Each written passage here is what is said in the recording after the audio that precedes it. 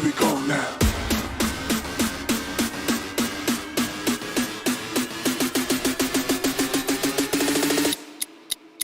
Here we go now.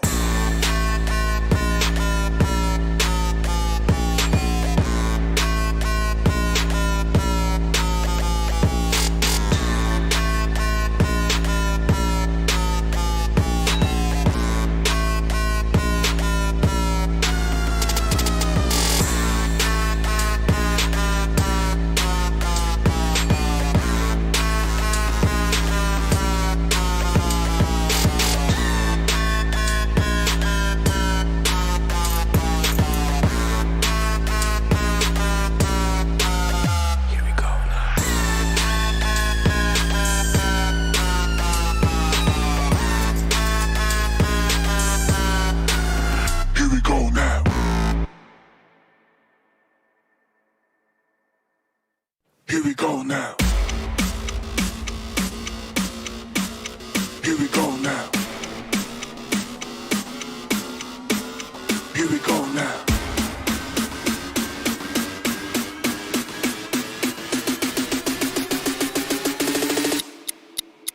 Here we go now.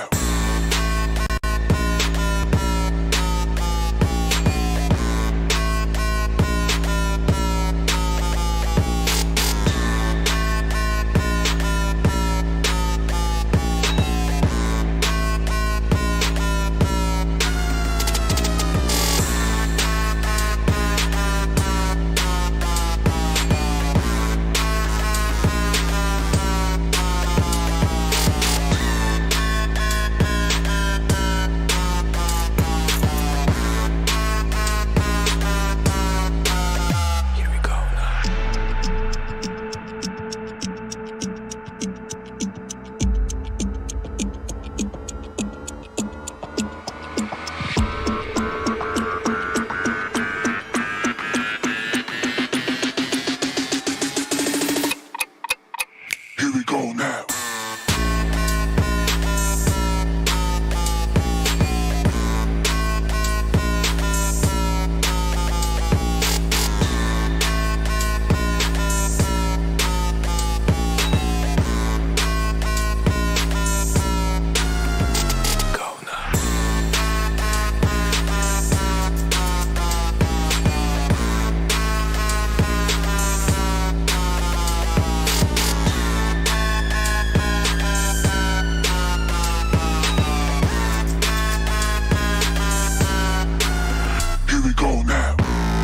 Here we go now. Here we go now. Here we go now. Here we go now.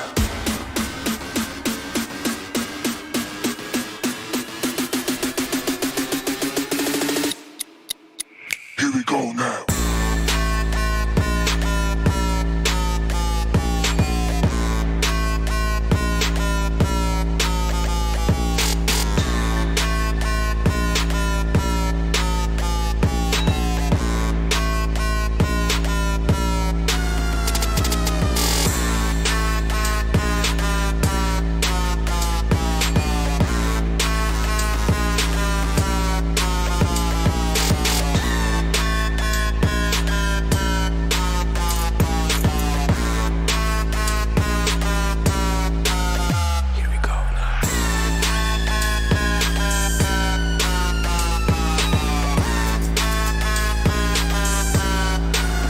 Here we go now.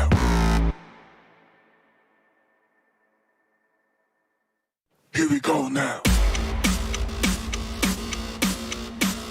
Here we go now. Here we go now.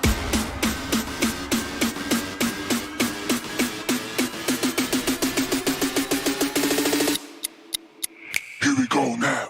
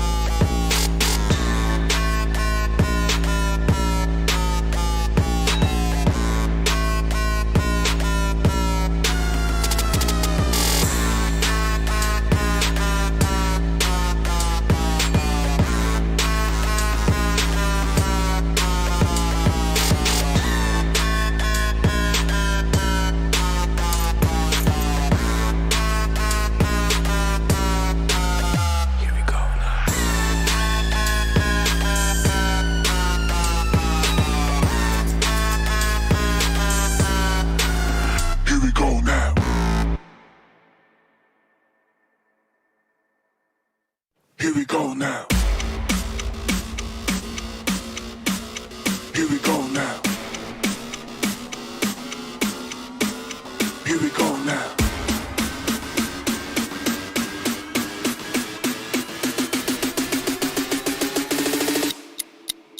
Here we go now.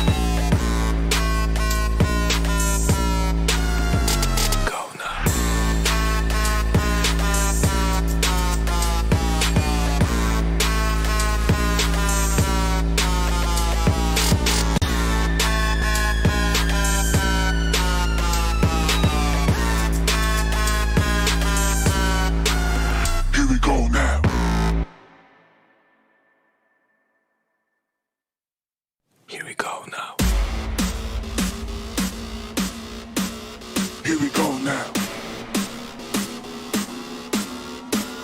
Here we go now. Here we go now.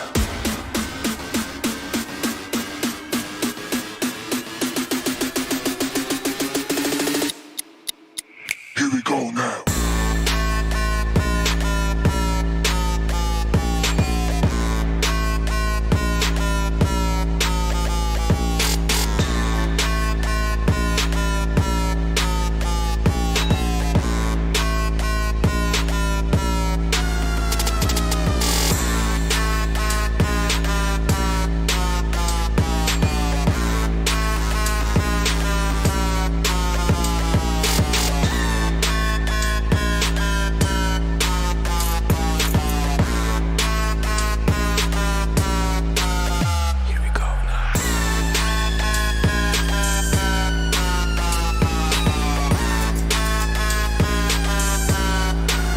Here we go now.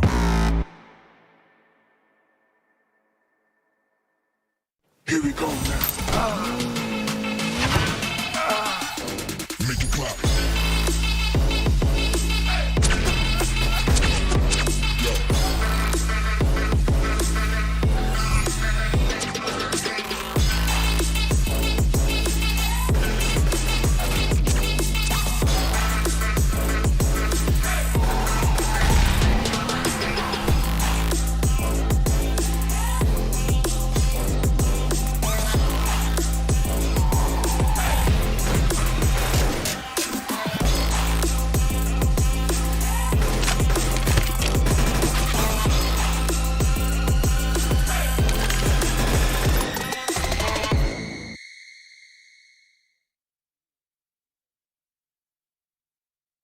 Hello and welcome to PUBG Mobile Club Open. This is of course 2021 fall split in the wildcard region. Of course, this is day number 2 of the regional finals. A wonderful start is what we showcased yesterday, but today the teams are going to be well prepared to get their saga continued on, and with that it is a huge thanks to our official media partner. That's going to be none other than Nemo.tv. With that, I'm going to be your host, analyst, caster, plotter. Joining us of course is going to be Ankit to take us through the journey, and the teams, well, they are very well equipped and prepped to showcase the awesomeness, because there's a lot that is going to be rising exciting as far as this journey is concerned. Ankit? Indeed it is. You talked about preparation. It was 4 Godawari fighters. All of a yes. sudden, out of all the blues, it was 4 Godawari fighters with 31 kills and 1 chicken dinner. We expect certain teams like Paradox to go right off the bat. We expect RF officials to go up and up, but certain teams like Team ZeroDeath also did chime in. So it was complete day of surprise. That was the day 1, but this is going to be day 2. What sort of surprises are today? We have to still wait for that. And we talked about the comeback story of Paradox. Will it be possible for them or not? We have to still wait and see. Absolutely, that is going to be a conversation for today, because after all, when it comes down to Paradox's play during the, of course, group stages, it was a complete different affair. But in the first day itself, they were not able to beat that sort of a gameplay and that play style. But of course, with that, what is going to be riding along is going to be the massive prize pool that is going to be on the stake, with $29,200 on the line, along with which the team that will be on the top of the leaderboard when we move on down to the final day of this regional final, well, that team is not only going to be walking away with $3,600, but also being qualified for PMPL Season 4. 16 matches. 16 matches is what the teams all will be playing for, with 4 matches getting vanquished. The rest of all the 12 matches, that will be remaining throughout the course of the tournament. And the team that gets to first, as perfectly mentioned, will not be only getting the bragging rights, the crown jewel of $3,600, but also the PMPL slot. But how are they going to be structuring their and cementing their lead? That is going to be the similar point structure that we witnessed to see. 15, 12, 10 keeps decreasing down to and gets just 1 point for the team between 8 to 12 and none for 13 to 16. Now some teams really rely upon kill points, some teams do really rely upon the placement points. We talk about the kill point, it was still Paradox OCE in yesterday's gameplay with 22 total kills and just the 15 total points. And talking about Paradox OCE, we have the squad roster in front of us where we get to see Furex, Nepoz and teams like Team Ronak, Ixcel on to different chart. We have PUBG Minion Esports, Entity Nepal, the Fear 10, SCL EnvyUS. So yesterday's gameplay, SCL EnvyUS, they were just too disappointing. They were not able to beat the competition against them. They were not able to get the kills for themselves. They were not able to get the rotations working for themselves. They were part of a few individual fights that we did see, but eventually again there is a lot more that can be anticipated from the side of SCL EnvyUS. As we move on along, of course, we are looking at Illuminate Crew, a team that was absolutely furious and ferocious when it came down to their playstyle on the map of Miramar. But along with that, we move on to 4 Godawari fighters, another team that was looking really phenomenal, with ZeroDeath also chiming in along, and Rogue Nation. And with all of that taken care of, now we move on with the schedule, where it is going to be their everyday affair. Starting off on Erangel, moving on to Miramar, and then Sanhok to finally close the day. It will be Erangel once again. So 4 matches will be played. 4 opportunities will be showcased in terms of the maps, but of course, when it comes to the playstyle that these teams have been approaching day number 1 with, I'm anticipating a different sort of a playstyle from these teams, because day 1, well, you just try and understand what your opponents are up with and what sort of a rotation and gameplay they bring into the table, and on day 2 you completely try and overcome that sort of a situation. And hopefully these teams are going to be able to bring that sort of a level, and especially considering what Paradox OCE showcased during those wonderful group stages. Well, again, only time can answer if they will be able to move on along, because when you talk about the gameplay showcased yesterday, it was 4 Godawari fighters who found themselves on the top of the leaderboard with 53 points in total. 31 kills is what this team had. A perfect synergistic play is what 4 Godawari fighters showcased. But alongside that, it was also Team ZeroDeath who were they were reigning supreme in terms of their playstyle as well, because they are not that far away from the first rank, which is only a 3-point difference. Indeed it is. The certain point difference that we get to see 3 between Team ZeroDeath and 4 Godawari fighters, and then we have RF officials, just 2 point difference, and then we have Team Ronak. But certainly Paradox OCE, as we just mentioned above them, they are going to be having good time today for sure.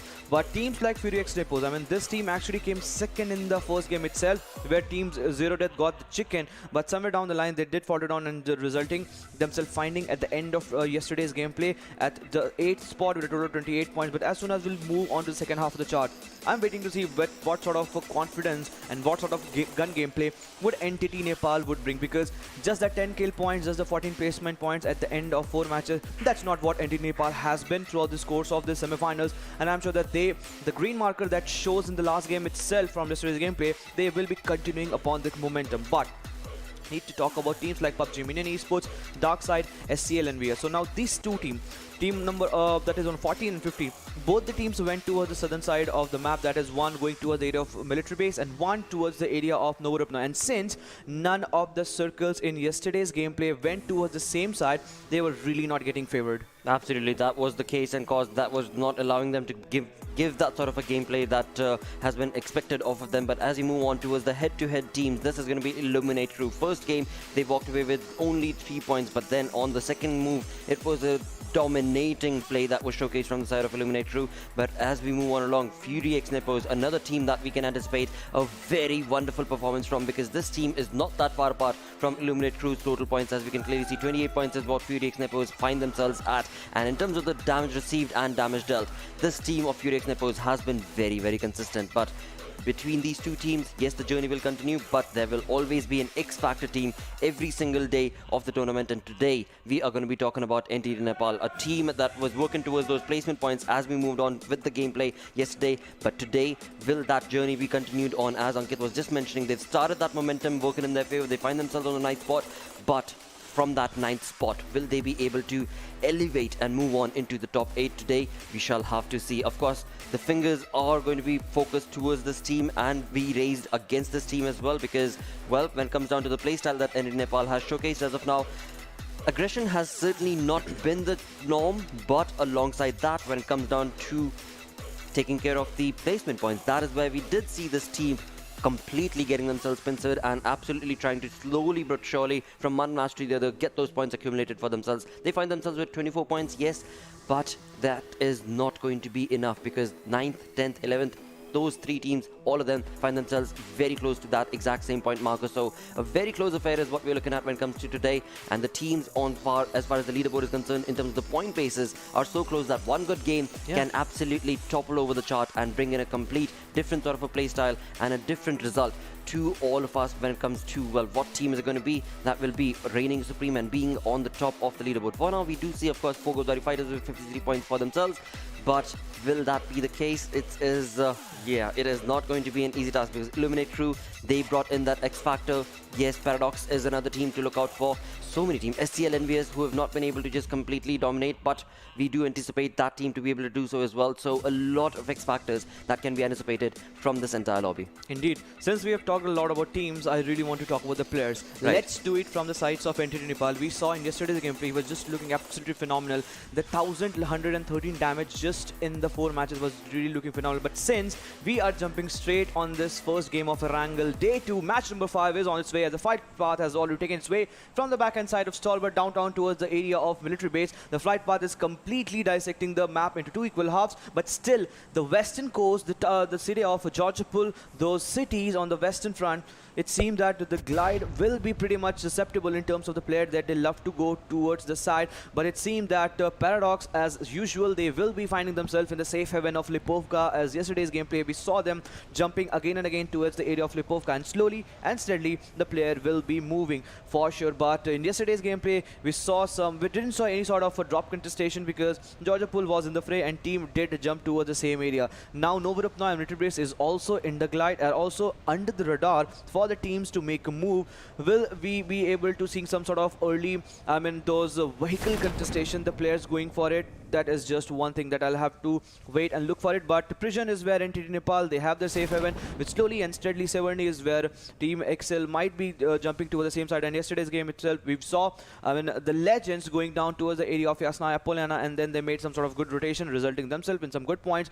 But PUBG Minion, now they have also gone towards the area of military base. But one thing, since Novorupna was still under the glide, Darksyde could have gone on to the area of Novorupna, but the call is made right off the go, and this is one thing that will be resulting in sort of some good decision, because the circle is certainly favoring them where they are stationed for the moment. For the moment, that certainly is going to be working for them. Down south towards the side of Primorsk, we do see the team of Royal officials getting themselves still gliding across that path, and very close to them is going to be the fact that the team of SCL EnvyUS is also going to be in the vicinity. So an interesting fray that can be expected from the western southern area of this entire map, but eventually when it comes down to the play that can be expected from these teams, when it comes down to the first few early contestations that can be anticipated, it is looking like Rogue Nations are going to be the ones who are going to be trying to take on that fight. And of course we shall have to see if it is going to be a fight that they can very well chime in along and get some knocks, early knocks for themselves, some first blood situation that can be created for them.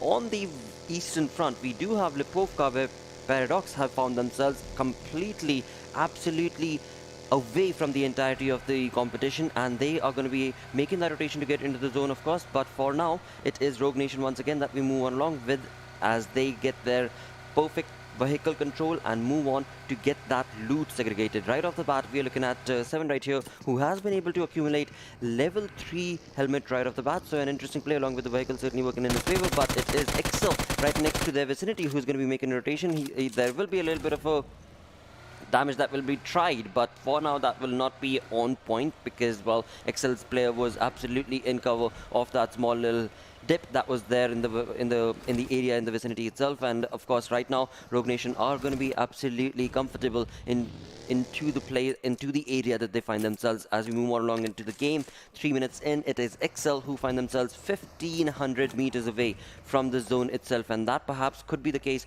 for the side of Rogue Nation as well, perhaps. Are they moving? Are they moving towards the one player that really found themselves into the air of Zerki? We have to still wait for that, because Zerki is where Ixcel has also dropped in yesterday's gameplay of the Erangel itself. But I love the fact, I love the way the players have settled. But because one thing that Circle was certainly not favoring the area of Georgiapol and Hospital, and some team loves to go toward the same side. Talk about the teams like, Team Ronak is one team that loves to go towards the area of Hospital. We saw in yesterday's gameplay, both the Erangel, they went on to the same side. And since the flight path didn't support them to go to the same side, maybe down the line they must be finding themselves into the area of Rozhok, because in yesterday's gameplay we saw Rozhok was completely open. One team was in the closer vicinity if we talk about the schools and apartment, and that was of 4 Godawari fighters, and we might expect some sort of skirmish in the early half of the game, but still no blood, it seems, that has been drawn, or maybe no sort of head-to-head fight is still going on, as now Ixcel's assassin is finding himself into those small warehouses, which the moment he is trying to loot all those things, he's just trying to flip those FPPs and TPPs for the moment, and it seems that now assassin is safe for the moment. But it seems that no other player from his side is under the closer proximity. 1023 meter is what he needs to travel, and since the circle has went toward those western side, he can actually take those shore sides where none of the team in this lobby love to go toward the same side. Primorsk is where we just got to see Roll Official finding themselves into the same status, and this is the thing that can actually favor them, because the western side, Primorsk always favors them. Absolutely. For now, it is going to be no problem whatsoever at all for the side of Ixcel indeed. And as we move on along towards the side of Team ZeroDeath, another potential team that can completely decimate the lobby, because the playstyle that they've showcased on the first day itself compared to the way that they were playing their games in the group stages has been a completely different affair. They find themselves on the 3rd position in the overall rank, and with 48 points total, 20 kills is what they were. That is, of course, for the side of Royal Officials that I am now moving on along in terms of the stats, and the stats are just completely jumping across from one team to the other. And we, of course, now have Fury X Nepoz, who find themselves on the 8th spot with 28 points. And this is a team that can do a lot better, and will be certainly keeping an eye out towards this team, because this team is very consistent. Fury X Nepoz is a team that every single time they jump in, they try and get those placement points covered in, along with, of course, the kills as well. And that is how this team likes to play. That is how they completely get the lobby working in their favor every single time. This is what every single game, this is what the competition is going to be, where you have to be consistent. If it is the kill department that you're working towards, well, and that's really good, but do not forget the placement points as well, because that is also going to be a very, very important task to be able to complete and compete against the entirety of the lobby, because eventually when it comes down to the finality of this entire saga, you want to be at the top of the leaderboard. You want to be at the top of the leaderboard. Why? Because yes, there is $3,600 that you will be getting in your bank, but along with that, the perfect, even better rather, from the money part is going to be the fact that you will be given that slot for PMPL Season 4, and that is the most crucial thing that these teams ought to be keeping an eye out towards. And of course, for the likes of Godawari Fighters, well, yesterday I had my eyes out towards this team, and finally, at the end of the day, they were able to showcase that sort of a dominating play. But let's see if today will be a case that they can showcase the same sort of a strategic play or not, as they find themselves in the school region, getting themselves acclimated, and of course, getting the loot segregated for themselves. Looking pretty neat for the moment, the side of Godawari Fighters. Now, Zeems Gaming, a dude who has been so very good for the side of Godawari Fighters. Every single time we jumped into a fight with this team, it was Zeems Gaming who was the one who was reigning in supreme with either the nade parade situation or just completely decimating in terms of the burst damage that he was bringing. And that is where the spray damage that he was bringing, that is where it was absolutely a conversation for Zeems Gaming, in favor of Zeems Gaming now, though, because he was the man who was reigning supreme in terms of the synergy, in terms of the playstyle, in terms of just keeping his team together. But of course, he's not a one-man army. It is the entirety of Godawari Fighters that played like that. On the other front, PUBG Minion Esports, a team that should have showcased a lot better performance yesterday, have not been allowed to do so, with only 6 kills in the 4 games. Now they find themselves in the vicinity of Nepoz. As Nepoz are making that rotation, the shots will be taken onto the vehicle, but for now it is going to be no problem at all, as the US is going to be absolutely fine and will be able to move away from the entirety of the saga. Nepoz realizing the danger, now they are retreating from this position. It was a safe side for them, but as soon as PUBG Minion will be finding themselves towards the end part of the bridge, it will be Maga OP that will be falling off, and it seems that the some ledge, if that gets connected one more, he will take it down for sure. But still, we got to see a lot of players are on the backhand side, and it seems that now Nepoz might go on for a charge, and they try to maybe pinch it on the players from different directions. It is going to be Sibo that can also create that right flank, and some players from the sides of Nepoz have been deployed on the left hand side. Those big shores, those clips that actually allows them to get a better vision from that side. But Nepoz, Sibo is just not stopping. He's using that Scarrel to its perfection, just trying to bring one more knock, some sort of damage in order to pin down the player. For the moment, it is nothing whatsoever, no kill whatsoever that has been secured. The player was knocked for a moment, and now it seems that Maga is still running out in the open. He just need to find himself behind some sort of a rock or any sort of fortified areas, else he might be taken again down. But it seems that now PUBG Minion, Smith was leading the charge. He was the one that really got the information on, and as soon as he reached the end part of the bridge, it was rest of the 3 teammates that was coming in, and before they came in, it was Smith that did fire onto the players of Nepoz, and that gave them the advantage from the sides of Nepoz to actually pepper down some of the shots onto the players while they are still on the bridge, and thus resulting one knock. But still, no casualty whatsoever, as the player has now been revived with PUBG Minion. Biru is the one that is finding himself in those compounds, and now it seems that Nepoz might be retreating away from these warehouses, and now the players are on a move. Slowly and steadily, everyone is just congregating towards the center line of the circle. Talking about the center line of the circle, it seemed that Rozok and School could have been in contestation, as we got to see 4 Godawari Fighters leaving the apartments, and ZeroDeath making a rotation from the backhand side, from where 4 Godawari Fighters have made it so. Lipovka have also been vanquished, and still each and every team is in the lobby along with all the 4 players intact. It's just the entity Nepal that's still playing with 3 men. Absolutely. For now, it is certainly going to be entity Nepal, and that is something that we've seen from them yesterday as well. As they started off, they jumped in with just a 3-man squad, and now also they have just a 3-man squad as they get started off with the day number 2 of this regional finals in, of course, PMCO Wildcard region. Talking about the playstyle that has been showcased from these teams, for the moment there is going to be a little bit of a slow start is what we can actually talk about, because that is what has been anticipated from these teams, because they know exactly what sort of a drop location they can expect from their opponents, and that is what these teams are working towards. But now, as the circle is going to start constricting, and of course the blue zone is going to be toppling over these teams, they are going to be walking into the arena, and into the battleground they jump in, and that is where the fights will be drawn and taken. And this is the moment that, of course, all of us do end up waiting for. Now we can clearly see that on towards the west southern front, it is going to be PUBG Minions getting in closer and closer towards the players of Royal Officials, and PUBG Minions are the ones who are going to be taking shots against the players of Royal Officials. For the moment, it is going to be Royal Officials at the receiving end, but there has been no knock confirmed for themselves. On the other front, Entity Nepal get themselves the LMG, a perfect start to this team, of course, and Let's Do It is the man who has been able to get that perfect airdrop working in his favor.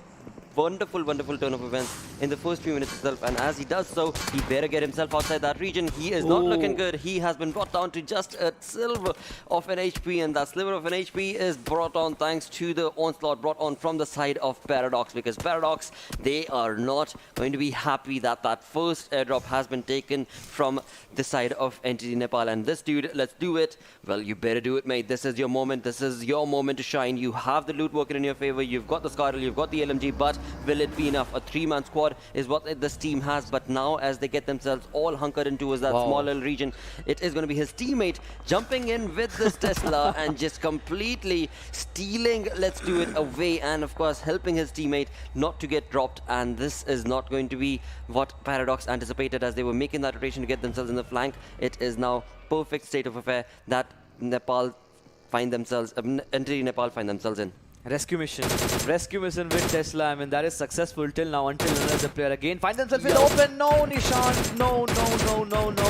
He falls down, and the way he is finding himself in that open position, I mean, till now, I guess once Let's Do It was in the closer vicinity with the player that has just got those revival for the sure, but it seemed that the fights are also erupting in different directions, as now SCL is finding him the same vicinity where it is gonna be Rogue Nation players with Hitman falling off. It seemed that Hitman might be getting the revival for sure, because some players are engulfing the complete retro side of SCL, and now Admirer is on charge. Hitman needs the revival. He must be just waiting for the players to come in, but it seemed that now PUBG Minion are also coming up in the scene. Well, what a play being showcased from the side of the SCL EnvyUS, and it is going to be Royals who are not looking too good right now. Of course, it was SCL EnvyUS's compound indeed, and this is where they have absolutely reigned in supreme. And now this is not the only situation, because again, we've seen SCL EnvyUS be a part of the fight, but yet again, they are falling down to that same cause that we spoke about yesterday as well. They do get the knocks, but they do not end up confirming those kills and those points, and that is where we do see 0 defeats for themselves for the moment. Not the kind of playstyle that is anticipated from the side of SCL EnvyUS. They need to do better, because they need those points. They find themselves at the bottom of the leaderboard, and of course, these are the opportunities that are being showcased to them. They are really good when it comes to the skill department, but if you're not able to convert a fight into a point, into a kill, then it is a lost cause to even enter that sort of a fight. And that is where SCL need to genuinely change their playstyle and understanding of how they can absolutely improve and get those points working in this favor. Because because as the days progress on, every single game that these teams are part of is an opportunity. Every single fight is an opportunity. And of course, as days progress on, it is not going to be easy to get those opportunities returned. And it is SCL EnvyUS who are at the receiving end right now. And they were the ones who were, for a few minutes ago, absolutely reigning in supreme against the players of PUBG Minion, because they had the information against the team of PUBG Minion. But now, SCL EnvyUS have given away their own information as they make that rotation to get into the zone. And PUBG Minions are going to certainly try and chime in along to get those kills converted for themselves. And it is going to be none other than, of course, Biru right here, who's going to be confirming, giving that cover fire to his teammate as well, and absolutely pinching down the players of SCL EnvyUS.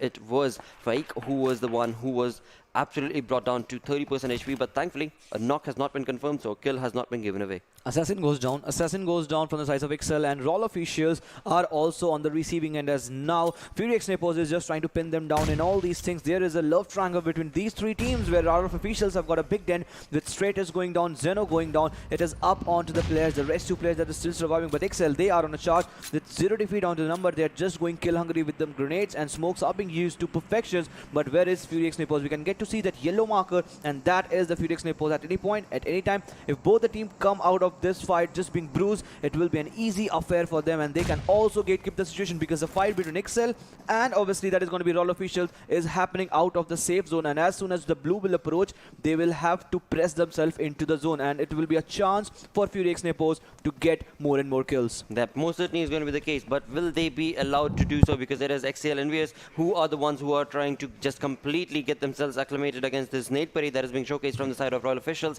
and it is Royal officials who are reigning in supreme. On the other front, it is Team Ronak on the other side of the map altogether, who are also chiming in to take those kill departments in those favor, and they are the ones who are reigning in supreme against the players of Illuminate Crew. And in doing so, this team of Team Ronak are absolutely confirming those kills for themselves, but the fights are are finally erupting with so many different teams taking on those absolutely skirmish sort of situations where SCL EnvyUS now find themselves away from the team of PUBG Minions, but find themselves in the vicinity into the compound of FURIX Nepoz. And talking about Feriwal, he is not looking good as his HP has been brought down. Ego right here from the side of FURIX Nepoz has that nade absolutely cooked, but will not be throwing it for the moment. It seems like his teammate most certainly is going to be creating a different sort of an approach towards the entire saga, and it is Ixcel who also find themselves in the vicinity. So again, a blood triangle being created between these three teams, and it is going to be Ixcel's call if they want to bring in that third-party situation against both these teams. They're just waiting for FURIX Nepo as well as SCL EnvyUS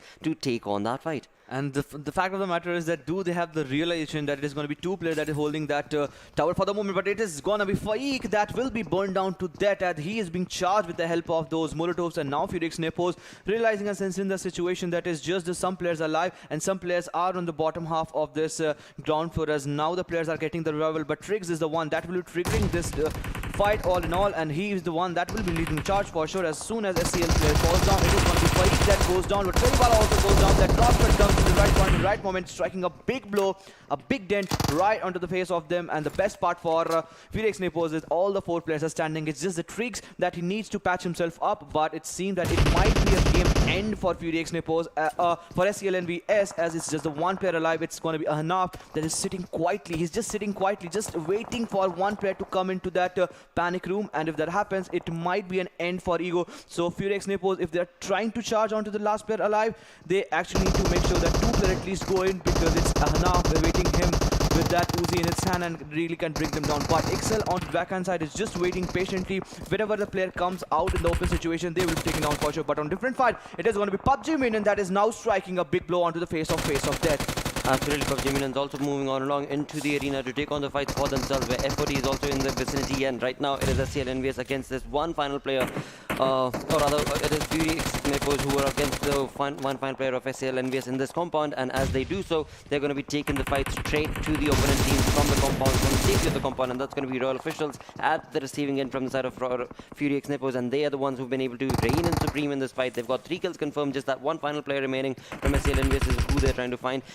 Illuminate crew being sent back on the 16th position. Not the play that we anticipated from that team. Seems like they've been caught off guard, but on the other front, once again, when we come back down towards the side of FURIX Nepoz, this team has been trying to find this player, and finally the cat and mouse chase is done. They will get those 4 kills confirmed for themselves, and SCL EnvyUS being sent back on the 15th spot, thus remaining 14 teams with 19 minutes into this game. But now 4 Godawari fighters are going down. Zeems goes down as he has been pulled down by different teams that are trying to take the fight. The circle makes a shift, and we still have 14 teams in the lobby. As we can see, a lot of teams trying to take the fight. It is going to be Entity Nepal that is getting the favor of the western half of the circle, and with Fear 10 away from all these fights, Ragnar holding those important ditches and those small little shacks for the moment. It is going to be the rest of the 3 players that will be joining in soon. But 4 Godawari fighters have found themselves in a lot of fight on the northern front, and it is going to be the Legends, Team Ronak, Team ZeroDeath that they need to take the fight upon. But we need to also talk about one team that is going to be Paradox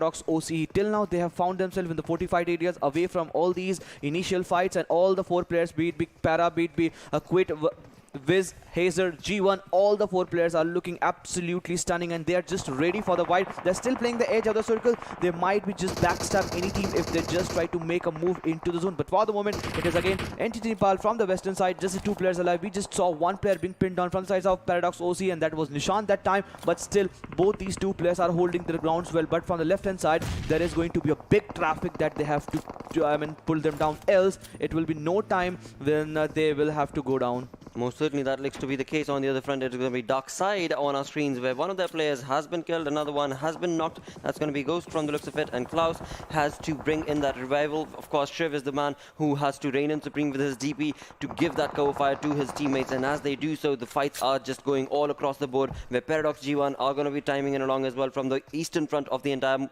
circle. And in this, there are just so many teams in this 5th zone that not a lot of them will be able to get into the zone itself, into the circle itself, itself, and this is going to be Darksyde's player Shiv, who was supposed to be given that cover fire, but now it seems like he's going on the offensive front and is going to be mowing down players from the side of Godawari, where he has been able to bring in 2 knocks through the smoke. Interesting play being showcased from the side of Shiv. It's as if he has this perfect telemetric control and knows exactly where the opponent is going to be, and he's placing that crosshair to perfection, bringing down those players, but he has not been able to confirm those kills as of now. As for the fighters, yes, they have gotten 2 knocks, but they should be able to get that revival because they've got the cover of the smoke. That is the one optimistic thing for Godawari fighters. The player needs the revival. They will be getting for sure, but it seems that Ixcel, their game might end for sure, as now the players are trying to make a move. But a lot of players from sides of Darksyde we're getting to see are using the DP along with that 6x and 4x, and they are really making it tough for them. But we need to realize that they are making and getting all the 3 important kills coming in from the western side. It was not an easy front for them, and they were out of the circle, and now the circle has gone away from them. 193 meter, it is going to be a challenging phase for them because still we have 12 teams alive, and the recent one to leave the lobby was obviously of the Legends Esports. For the moment, again, one more player, Shiv, with the DP 6x, they are making pay each and every team in this lobby, with now ZeroDeath going slowly and strongly. It is going to be 183 meter. This is going to be a challenging run. This is going to be a more challenging pursuit for them because right hand side, it is going to be one aggressive team, one annihilating team, and that is going to be a Furious Nepoz. But it seems that they have decided and they have completely committed themselves to take the fight head on head against Furious Nepoz. Absolutely. On the other front, we still do have Paradox's players bringing down, knowing down players, and they are the ones who are going to be taking a fight against the players of ZeroDeath. But it is going to be Darksyde Ghost who goes down. He is not looking good. His teammates certainly are also not looking good when it comes down to Sibo. From the side of Furious Nepoz, he is the man who has to now give that revival to his teammates and push on along against this perfect spray being showcased on the side of Darksyde. And it is Klaus who has been brought on down from another party altogether. And ZeroDeath on the other front of the entire saga are bringing in players, are bringing drops against the players of Paradox and are bringing in kills for themselves. With that, Paradox OCE getting eliminated with 4 kills to themselves on the 12th spot. Not the kind of play was anticipated, but it is ZeroDeath who was reigning in supreme yesterday as well, and are showcasing exactly that today as they mow down the players of Paradox. And with that, we've got 9 teams remaining. Furious Nepoz have been able to get 2 of their players confirmed moving away from that situation. They will be trying to get into the zone itself. And talking about the zone, we've got 6 teams. 6th zone is where we're at, 24 minutes into the game, and just complete onslaught being brought on from the side of officials as well as PUBG Minions. For Godawari fighters, completely goes on thanks to the also that's coming in from the side of PUBG Minion. And we talked about the comebacks. It is certainly going to be the one good game that PUBG Minion was waiting for. 11 kill is where they are standing, and they are holding the edge of the circle. The northern edge is where they are standing for the moment, and it sees that each and every team, apart from one team that is in the wallet, that is obviously going to be of Rogue Nation, that is away from the circle, and slowly and steadily each and every team has gone down, as we just got to see. But it seems that now it will be just a face-off, it will be a banter, it will be just staring and engaging of eyes. As soon as the circle shifts and tends to go away, I don't see any fights erupting. But before that happens, it is going to be RF officials that are again trying with all those utilities working in their favor, and slowly and steadily the players might be jumping into this favor. But it seems that each and every team are just either 2 men or 1 man alive, so it is not going to be the numbers advantage that will be heavily favoring any team, rather the strategies, the passive gameplay and the spotting technique that will be helping, because the circle is found in the open with all those big grasses working in the favor. It is going to be the tree trunks behind those rocks, behind those smoke clouds, and then we might get to see some amazing gameplay coming in. Absolutely can be anticipated from these teams, because we are looking at a 2v2v2 sort of a situation right here where ZeroDeath have been getting themselves perfectly set up, but it is RF officials that the circle is going to be favoring. So all the other teams, they are now going to have to move on along, and the small little shack that RF officials player find themselves in, this is the dominating play that they can be very well anticipated to convert this into a chicken dinner for themselves. But will the opponent teams allow them this opportunity or not? Because PUBG Minions, a team that has been looking absolutely ferocious in terms of that kill department, is also going to be moving on along and will be taking down the player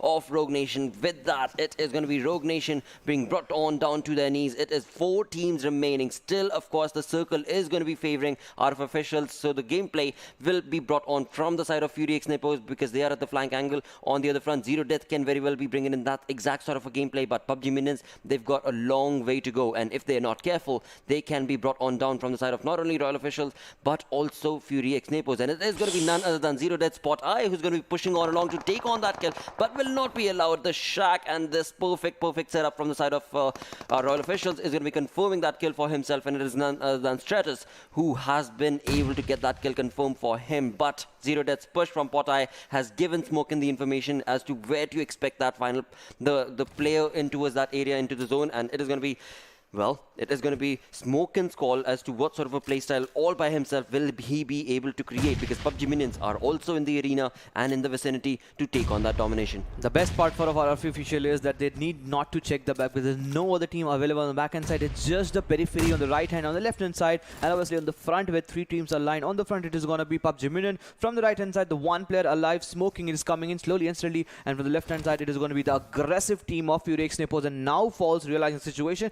where Sun is actually positioned. He's giving a lot of sound cues because he's constantly walking on his feet, and that will be resulting that sound cue that is getting away. And we're getting to see the players from the side of Royal Officials.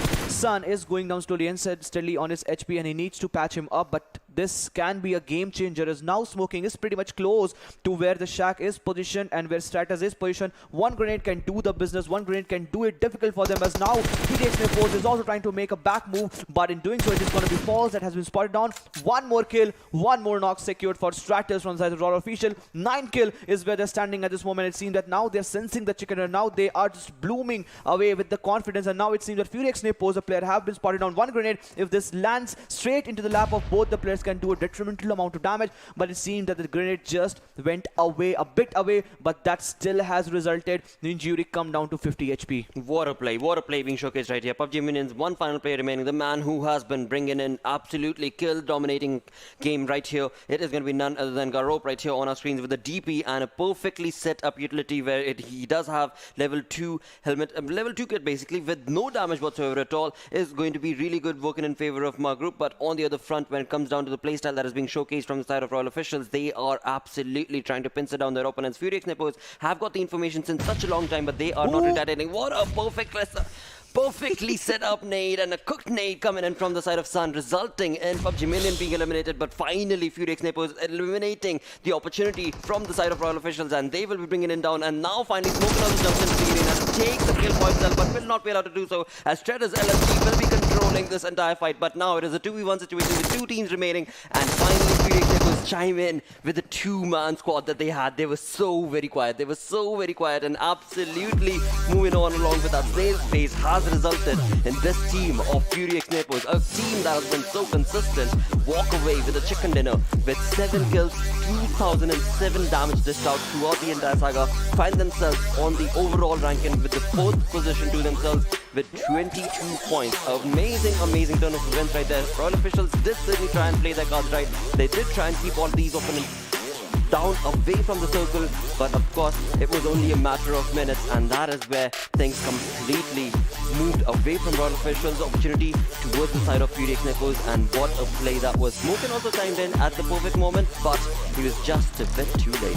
Indeed, it was too late for the side, but what a game for Furex, Nepoz. As just to mention, it was a good side from the good side of C that MG3 was in the last circle. We got to see one knock and one confirm, and then it was again Stratus from the sides of Royal Officials that was trying to get that knock. He really tried hard. He really tried to switch that TPP into FPP to get a more beautiful vision, but then it was the numbers that was favoring two players on the sides of Furex, Nepoz, made it all then, and they just kept Royal Officials at the bay and getting that important chicken, and this was awaited for a long time. Furex, Nepoz, talk about the players, talk about the team, they were just looking absolutely phenomenal, but for the moment it is going to be the most valuable player for sure, and the title goes to PUBG Minions Falls, the lad that was actually finding themselves in a very good position. 5 kills, 856 damage, 4 assists, 107 healing done. He was the one that was really taken down from the sides of Royal Officials, but before that he was really finding himself in a good spot, and thus resulting total of 5 kills, 856 damage, and thus also made it difficult for any team that was trying to make a move from the western side. We just saw PUBG Minion dropping down towards the area of military base, and then they tried to make a rotation. It was not an easy one for them because it was Furex, Nepoz that were trying to take the fight, and then it was Falls along with Smith working in tandem, getting a lot of points for them. Absolutely, and what a play this was from the side of Royal Officials as well, because the circle favored them. They had a shack, they perfectly utilized that small little shack to be able to confirm those kills for themselves, with the two players, Sun and Stratus, finding themselves in the top players list with 6 kills to Sun. Stratus walking away with 5, 717 to 725 respectively between these two players. A perfectly set up approach in those final few moments, but it was the play that was showcased from the side of Furix Nepoz, and the team just being so very quiet, but in the final moments just completely brought that onslaught to the players of course, Royal Officials to take or rather steal that chicken dinner away. Look at the numbers of players from the sides of PUBG Minion are featuring in a lot of featuring lists. In the match summary, we got to see Maga finding himself in the highest kill tally with false maximum assist, with false against highest damage. We talked about this somewhere down the line. Smith's contribution was also spot on because he was the one that really scouted that bridge and that helped PUBG Minion to make a move from the southern military base towards the northern half of that circle. And then it was Paradox Wiz finding himself in the longest kill tally. ZeroDeath, this was also one team that was really not finding in a good spot, and some grenades and smokes utilities was being used just in order to survive for a longer time, and eventually getting a total of 19 utilities from the sides of smoking, and they went towards the area of those Rozhok, and then they tried to make a rotation. There was some sort of truce because it was 4 Godawari fighters still in the area of apartment, and at that point they were looking pretty good, but as soon as they tried to make a move from the eastern side, it was a lot of team. We talk about Paradox, it was also Paradox along with 4 Godawari fighters that really made it terrible for them to survive in that situation, but still they held their ground well, and it was a good game for them indeed. But moving on along, we have the match ranking where we just got to see 7 kill and Furix Nepoz with total of 15 placement points. The chicken is what they got, a total of 22. But before that, it was Royal Officials that really got 11 kills. I mean, we talked about Royal Officials comeback. We talked about the comebacks of PUBG Minion Esports. We have both these teams at the top 3. Absolutely, and along with that, we move on from that to the consistent team. That is going to be Furix Nepoz, who find themselves with 7 kills, 15 points. That is, of course, the chicken dinner that they got. But on the second page, it is Paradox OCE, a team that was brought on down thanks to, well, ZeroDeath. A play that was not anticipated, but certainly did not allow Paradox to move on across the board as they made that rotation. With only 4 kills, this team got 1 placement point.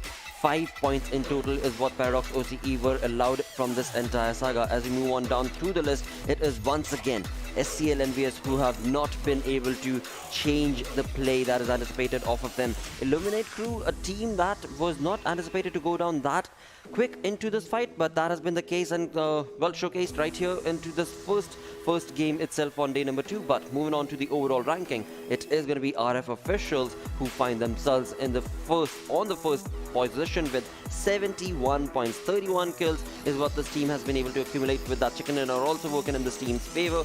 It is going to be helping them with 71 points, but again, when it comes down to these teams, they're so very close. On the first page, in the top 4 to the top 5, they are all so very close. So one good game and there is a lot of change that can be anticipated, but slowly but surely Paradox OCE is losing that momentum that they had created during the group stages. It is somewhat disappearing because the teams, it seems, have been able to just completely understand what sort of a playstyle can be anticipated from the side of Paradox OCE. And indeed, Illuminate Crew too. I mean, they started the day off at the 7th position and one bad game, and some real good game from different teams have now found themselves at the second half of the chart at the 9th position with a total of 33 total points, and certainly not looking good for them. Kill number is certainly not being dominated, but placement point is where they are finding a fun for this movement. And moving on along, talking about the damage, we got to see Furix Nepoz. They were looking completely furious. They were just vanquishing the complete lobby, and that find themselves into the 2007 damage, but just the 7 kills. But on different tangent, it was some really good gameplay coming in from the sides of RF Officials that really got those 1563 damage and 11 kills. So some teams really do a lot of damage but still was not able to take a lot of kills because they were involving themselves in a lot of fight. We talked about those fights in the very early stage of the game when Furix Nepoz was finding themselves in a fight between them and PUBG Minion. But PUBG Minion, talking about this also team, 12 kills, 7066 damage is what that make them the best, and this was certainly a game that PUBG Minion was waiting for. And not only that, it was also for Royal Officials, because from the 3rd to the 1st, the game is still on. 3 more opportunities left for the day, but the start is still on. But unfortunately, I mean, Paradox OC are slipping, are taking the downward leap slowly and steadily. Well, in that entire list, it is still a lot of teams that we are hoping that will be able to bring in a different playstyle. And of course, I do want to keep my eyes out towards SCL EnvyUS, a team that can do a lot better. But of course, it is only time that can answer that question. For now, it is time for us to go on that short little break. We'll be right back with match number 2.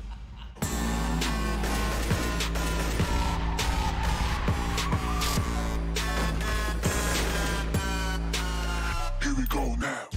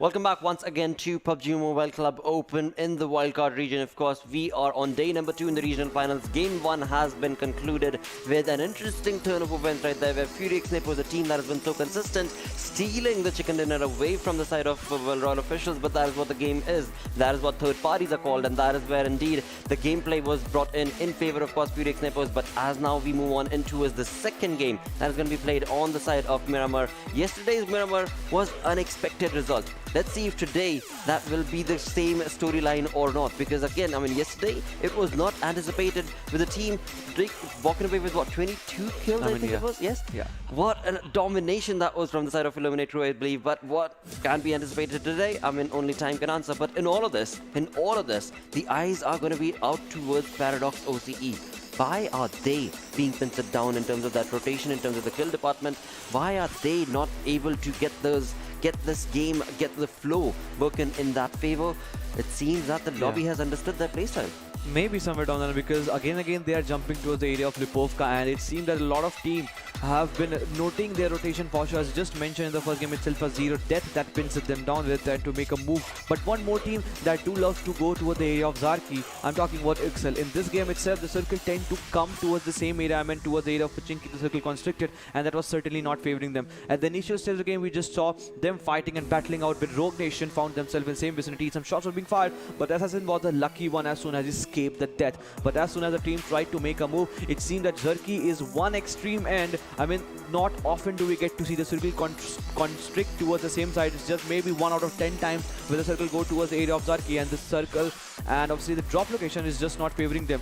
But still, I mean, they are their favorite drop location. The advantage that they really need to bring about that, because there are also other teams. Talk about the teams that do love to go towards the area of Stolberg, Kamishki and Severdi. They are still finding themselves in central lines of circles. So somewhere down the line, they need to work upon all these things, and then it will be all sorted, because they have the gunpowder. They have shown in the past, they have taken the chicken. They have had some really high fragging games in the semi-finals, and somewhere down the line, if they do some sort of small adjustments, some sort of small maneuvering, then it will be an easy game for them. But you just mentioned and talked about I mean, the Miramar. Yesterday's game, it was obviously royal officials, and you also mentioned about I8, the Illuminate crew. Both the team got on the for #1 and #2 respectively. Today itself, royal official is in the form. Last game itself, we just saw how the players were really helping themselves out with those exclusive guns. Talk about the MG3. We might expect one more comeback from some other teams, but I8 crew, they really need to start working from here. Most certainly do. And on the other front, it is also going to be the side of SCL EnvyUS, a team that I was talking about in the previous game as well, that need to start bringing in those kill departments, bringing in those placement points for themselves, because it is crucial. It is so very crucial. You are talking about a 4-day affair. That is it. The regional finals is a 4-day affair. We're already on day number 2, so that means we're kind of in the middle ground today. And if the middle ground is not set up right, then that means the next 2 days are just going to be a train running through and absolutely bulldozing the entirety of the saga. And in that doing so, SCL EnvyUS will be crushed if they do not start participating and bringing in those points for themselves, because the playstyle that can be anticipated from SCL EnvyUS is not being showcased from them.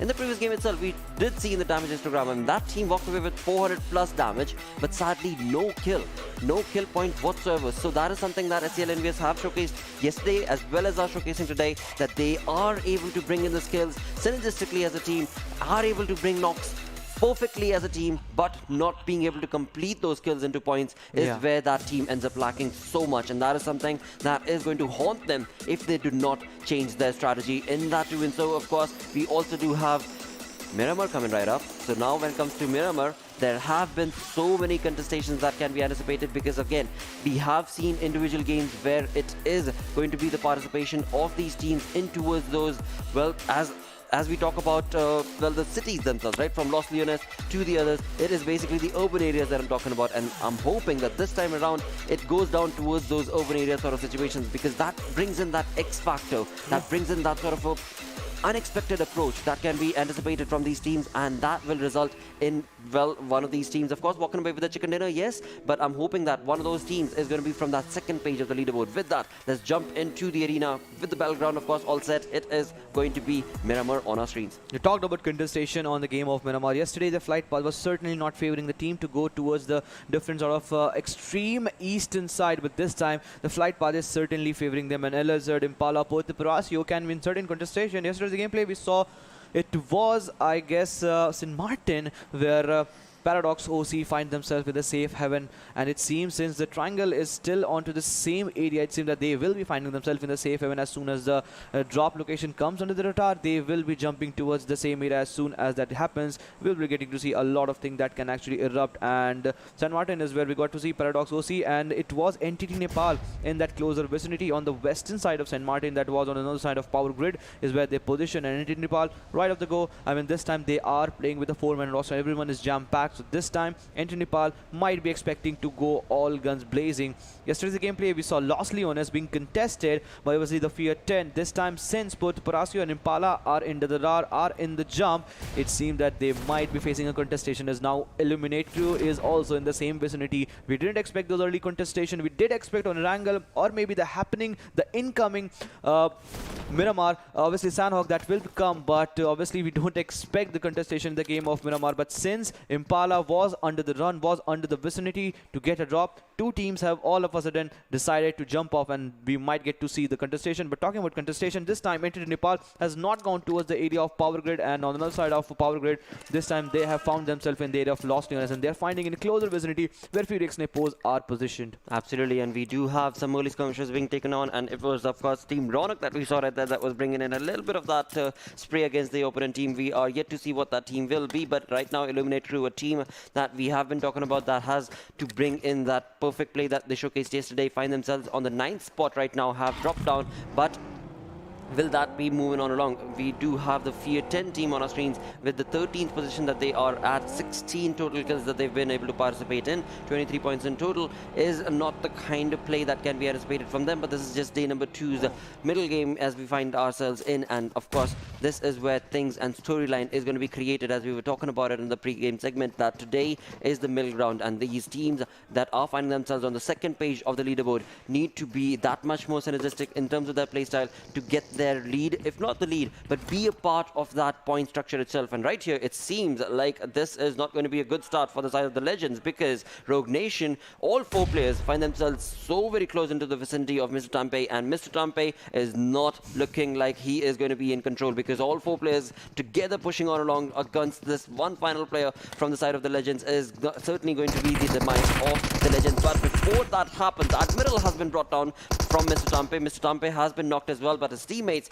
are going to be there from the side of Legends to give in that cover, but of course that will not result in anything, because right now it is going to be a confirmed kill. But it seems like there are nade parade being showcased from the Legends players as well, and the Legends player have not been able to get a knock from that nade, but it is going to be not an easy play, because Odin, he was so very close. He jumped in and then just like a thief moved on back out, and he was still not given a single damage as he did so. So it certainly did favor him, but now it is going to be a 4v3 affair where the Legends are going to have to take the onslaught to the face of the Rogue Nation team, as they have been able to get that one kill confirmed where Mr. Tampe was the man who was at the receiving end. But now, as Rogue Nation find themselves in this one small little compound, in this small little apartment, it is going to be the team Legends who will and have to reign in supreme, because they have the flank angles covered, they have the exact approach that will be required from them. But do they have the utilities? Because this is just 4 minutes into the game, and this is when things can get a little tricky, because the utilities is what this team needs, and for now it seems like that is what the side of the Legends are kind of missing out upon, because Molotovs and nade parade is what is required, and in just a few matter of minutes Rogue Nation can be brought down to their knees. That can be certainly the case, but it's now the time where the players are using all the utilities for the moment. But LSR is a place where teams and players love to go to the same side. Yesterday's gameplay, yesterday's flight path was certainly not favoring LSR in the glide. It was not under the glide, and thus resulting no teams going to the same side. Today, it was a day where the eastern side, all the cities were under the glide, and now the teams have jumped off. LSR out of a sudden has become the hotbed of contestation, as now slowly and steadily the players are moving, as now one player has been completely eliminated, and we just saw Odin just saw his death in front of that animation while he was trying to make a move into the compound with the help of that big window that he was just trying to climb into. But for the moment, it's Legend Esports that is not aggressing. They know that all the 4 players from the sides of Rogue Nations, because they must be have been getting all the foot sound cues along the sides, but it is also Rogue Nation that is not just over-aggressing, playing the passive part, just trying to be in that small little compound, and they know it pretty well. That is just the early stage of the game, and since the Legends have used all the utilities, there is no danger of Rogue Nation to get eliminated with those grenades, those molotovs, and that smoke eventually cannot unsettle them. But still, it seems that 7 from the sides of Rogue Nation has some sort of utilities, and that can bring some detrimental amount of damage. But Punk is holding that X factor, that extreme angle, and it seems that he can bring the knock, and they are just waiting. One knock, if that can go, it might be some blind push that can go in, but still the fight is susceptible that which team will be winning, as now we are heading towards the 6th minute of the circle. 1300 meter is what the team needs to travel. Some player needs to travel 1400 meter. What a cheeky knock from the sides of Odin, and he's the one again that has bring the knock. He was the one that was leading the charge. He's the one again leading the charge, but he needs to be watchful. He needs to be cautious because it is going to be the Rogue Nation. The team really has a far higher gun potential, and in that, Odin goes down. Odin overextended right there. He certainly did get that perfect knock, of course, but eventually as he tried to push on and try and get a little bit greedy to take on that push all by himself, he has been eliminated. Now the Legends find themselves not a decent play because they have been brought down to a 2-man squad. It is going to be Carl and his teammate who are going to have to just completely bring in a punk approach to the entire saga, but Rogue Nation are looking pretty neat. They've been able to confirm 2 kills for themselves, have been able to give that revival to their teammates. 4-man strong is what this team is for now, and 2 kills already, 2 points already confirmed for Rogue Nation. So now this is going to be giving them the boost of morale that is required from the side of Rogue Nation to push on and eliminate their opponent, and the opponent is going to be Carl and of course Punk from the side of the Legends, who are not looking too good in terms of the way that they've been able to take on this fight. It was Odin who created that perfect opportunity, but sadly he overextended and tried to push on all by himself, and that has resulted in him getting eliminated from the side of the Legends. Not the kind of play that was anticipated because they had so much of control.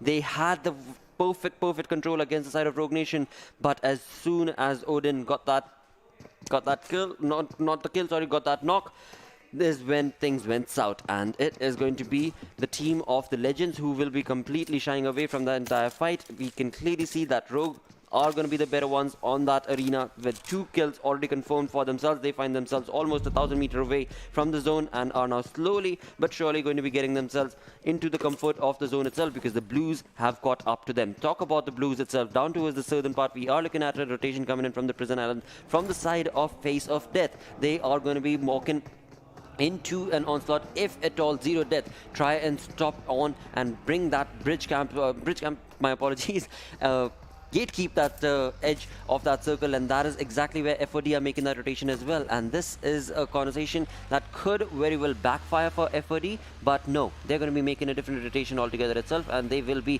on a safe haven for now. Talking about safe haven, it seems like Paradox are the ones who are completely in the safe haven and vicinity because they are well in the circle and pretty much in the center of the zone itself, and across them is going to be just one team that is not going to be spotted for now because it is in the Patron region, and there are so many buildings in that area that when it comes down to Paradox's players, they are also going to be absolutely in the cover, and a fight certainly for the moment cannot be anticipated. Bot on towards the eastern front, we are looking at teams making a rotation towards the Minas Generalis, and that is where we have Fear 10, we have Illuminate Crew, as well as the Legends, all so very close in the vicinity as they make that rotation, and the circle also pushes on along away from them, is where there is a lot of fight, and that is exactly what Illuminate Crew is chiming in along with. Eliminate Crew in the close vicinity where the Legends are rotating, but it seems the Legend will be escaping this death, but for the moment Fear 10 was in the brink, and some players are stuck in this open. They're not stuck, they're actually trying to take the fight, and Illuminate Crew all of a sudden high has gone down. Say Hang again, the player that is surviving a sliver of an HP, but they really need to make sure that not only they have to save the player, but they have to make a quick move into the zone because this is going to be a long task. But sadly, Cobra OP now goes down thanks to the onslaught that is coming in from side of Ragnar, and from backhand side it is going to be Ragnar that is just trying to create that flank angle that can certainly outplay the game, and since Cobra OP has been eliminated for this game, it was a sad demise for him as Fragger number 1 puts the final nail in the coffin for him, thus resulting 1 kill. But Wildlord is the one player that is the X factor for himself, and they need to realize that somebody is there on the back and say, check your back. They have certainly checked the back, and that means that On Fire is on spot with his predictions. On Fire is on spot with his spotting technique, and that has resulted Wildlord going down. That means now the mutual damage has been done. Now the mutual casualty has been done from both the sides. He will be finished off for sure. But extreme flank angle was certainly being created, but all thanks to On Fire for that spotting technique. And now Hai is just finding himself, but he doesn't know where exactly the player has crawled after being knocked down. He's just trying to take each and every angle, and it seems that now Eliminate Crew is on a roll, is on a run, as now Ragnar now falls down, and thus leaving the only one player that is on a run with that vehicle is just surviving. So obviously, aggression has here backfired the Fear 10. Youch moment indeed, because Eliminate Crew certainly did take that fight, and a really good fight is what I would call this best. But they have lost one of their players, and that is not the play that was anticipated from them. But eventually, as the game progresses along, this is the way that the journey continues, and that is how the game is progressed from one fight to the other. You are going to gain some, you're going to lose some, and that is what the team of Eliminate Crew just were participated in. On the other front, we move on towards the side of Fear 10, a team that is making that rotation to get that revival for his teammate. On the other front, it is going to be the side of RF officials, who find themselves in a really good spot against the players of SCL EnvyUS and are bringing in that onslaught from the top. An amazing rotation being brought on from the side of RF officials as they find themselves at the... Whoa, I was just about to point out that this could have been the perfect positioning for themselves, but it seems like they, over-aggressing, has given away the information to another team, and the other team, it seems to be the side of Paradox that were taken on that fight against the players of Royal Officials position. I am not 100% about that, but we do see that SCL EnvyUS are the ones who are going to be brought down to their knees if they are not careful, because they are, well, they have been caught. And of course, when it comes to Royal Officials, they have the higher altitude advantage as well, and that high ground is going to be absolutely helping them bring the team of SCL EnvyUS down to their knees. But if at all there is that third party situation against the side of RF officials, it certainly is not looking easy. On the other front, Rogue Nation, a team that is almost 300 meters away from the zone, with the 2 kills that they've been able to confirm for now. A 3-man squad just running to get into the zone. Their teammate from the side of course, Rogue Nation, that is going to be Hitman, has a vehicle and is going to be jumping in to get into the zone itself, but the zone has now constricted once again. And as we move on to phase 2, this team finds themselves 1600 meters away from the zone. So quite a lot of undertaking that this team needs to do, and Hitman with the vehicle should hopefully just wait and of course allow his teammates to just push on along to get into that place, and that is exactly what Hitman is doing. As we can see in the minimap, he's going to be getting himself into the compound and just waiting for his teammates. He's also not only just moved on along over there, he has moved on and gotten the information, and that is going to be helping the teammates that there is absolutely no problem whatsoever, because there is no opponent team in the vicinity, at least for now. On the other front, it is Illuminate who are going to be taking on the fight, and they are still not yet done. A team that was looking ferocious yesterday are going to have to bring in that onslaught, but Fear 10 is the one on our screen, and it is going to be the Legends taking on this perfect spray and approach against the players. And what a perfect spray that was from Carl. In doing so, he has eliminated the Fear 10 crew, and being 16th position elimination for Fear 10, they will be getting no placement points. On the other front, for the side of the Legends, they were not part of a good fight as the game started off, but right now it is looking like they have been able to get themselves in a decent position and have been able to confirm some kills for themselves as well. But they better be careful. It seems like the team of Ronak is going to be crossing that region right about now, and if the side of the Legends decide to take on that fight, it is going to be them at the receiving end. But on the other front, we do have another fight taken on into the zone itself, and that is going to be 4 Godawari fighters also that are going to be chiming in and have taken a little bit of a knock. Paradox OC chiming in. It seems that all the players are going down slowly and steadily from the sides of 4 Godawari fighters. As Zeems Gaming, it seems that today is not the day, at least for the last one game itself, and the initial stage of what the looks of it shows that 4 Godawari fighters have been completely pinched down, and the dip is certainly not favoring them. With Roll official straight as onto the backhand side, it is going to be a tough challenge for 4 Godawari fighters to survive in this vicinity. Well, what a play from the side of Paradox OCE. This is turning out to be an interesting turn of events for this team, because this team is pinching down those players from the side of 4 Godawari fighters, and in doing so have been able to confirm those kills for themselves. 2 kills confirmed, a decent spray and a decent outing for this team, and it is still not yet done, because they will be pushing on to confirm 1 more kill for themselves. As the knock was confirmed, Viz is now going to push on to get that kill as well, but they better be careful. They are out in the open, and when it comes to being in the open, you know that you can get third party, and that third party situation, well, no matter what the problem is, it is going to be, of course, the side of Paradox's Hezer, the man who has has been reigning in supreme, but as soon as the team pushes on to get away from that situation, it is going to be Royals who will push on to take a kill for themselves as well. What an interesting play being showcased from the side of Royal Officials. A very long spread out SKS approach, but perfect approach is being showcased from Royal Officials as well. As we did see earlier, this team were on top of SCL EnvyUS, and it was perhaps Paradox itself who were reigning in supreme and bringing in those knocks, and in doing so, Paradox gave their information, gave their position away, and Royal Officials have retaliated in style and taken that kill and taken that perfect player that is going to be Viz away from Paradox's squad. Look at the numbers of the team that's still alive. I mean, Ixcel is also making a closing from the northern side. Until now, they find themselves away from all these fights. They're just trying to play the edges of the circle. And what I can see from the looks of it, they might be getting to control those important ridges, those important altitudes onto the northwestern side of those Monte Nuevo, closer to where the M of Monte Nuevo is. And at that point, they will be really in a good advantageous position. But talk about the teams that are coming in from the eastern side. We have 5 to 6 teams that are still available in the situation. We talk about the teams. We get to see Paradox OC, 3 kills secure. It is going to be Hazard that is on a charge, G1 along with Quid, but sadly Wiz Demise might be just hurting their chance for a moment. But as soon as they try to make a move into the circle, is it going to be enough? That is going to be the big question, because they are trying to make a move with the help of this Ronak truck. I mean, this can be really susceptible one, because the head point of these vehicles obviously doesn't allow you to have a lot of bullets being peppered down. But since the player are just closing in for certain distances, maybe 50 to 20 meters is where they are positioned themselves, with Quid moving all along, it is going to be G1 that is just on a charge, just trying to get all the information done. But SCL EnvyUS, all of a sudden, they are also trying to dominate this lobby, but the numbers of colors you can get to see, it's a complete rainbow. Talk about the wallet, talk about the green, orange, purple, magenta, every sort of color you can get to see. And in doing so, it is going to be SCL EnvyUS just trying to take the fight, but all of a sudden, Roller features are also striking back, striking and hunting back onto the players of Eliminate Crew, as now it is going to be a sad demise for them, as now Roller feature is just not end. Their game is just not has come to an end, as now Team Ronak Summer has gone down and the Summer skill has been secured by Felix Nepoz. So some kill stealing is also in the fray. Well, when you've got so many teams in the vicinity, you better be sure that there are going to be third parties, and that is exactly what is being showcased from the lobby as well. As we move on into this entire saga, this team of Paradox OCE are trying to reign in supreme, with the compound certainly working in their favor. They are now certainly trying to just work on towards getting the information for themselves, and as they do so, it's only a matter of time before Paradox starts bringing in the domination in this lobby. But of course, on the other front, it was the side of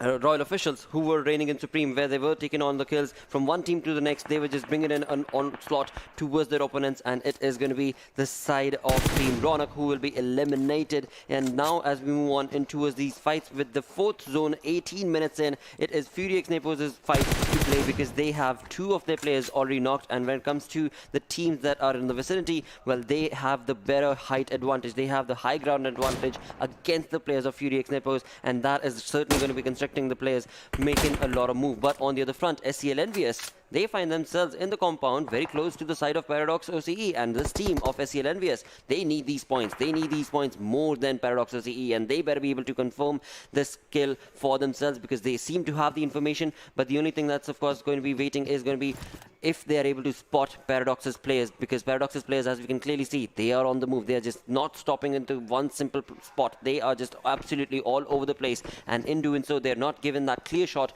to the players of SCL EnvyUS. And talking about SCL EnvyUS once again, that team is spread out. They've got 2-3 individual players who are looking at 2-3 individual teams themselves. We've got the Legends in their crosshair, we've got the Paradox in their crosshair, and in all of this, Face of Death is a team that can genuinely bring in a lot of dominating play. And finally, Shafi is able to bring in a little bit of that onslaught to the players of Paradox, where G1 was the one who was at the receiving front, has been given a little bit of damage, but a knock has not yet been confirmed. But again, talking about Face of Death and their positioning on top of that ridge is certainly going to be reigning in supreme if they are able to dominate, because that is a 3-man squad, and if they play their cards right, they can bring in that X factor against so many of these teams who find themselves in this compound. We can get to see Team Ixcel is also on a run, but in doing so, it is going to be FURIX Nepoz that is looking completely furious, and again ego goes down. He needs a revival for sure, and PUBG Minion, all of a sudden, they were on the receiving end, as now players are falling down slowly and steadily. But NEPAL making a good move and going towards the western side. Now they're trying to take a head-on fight with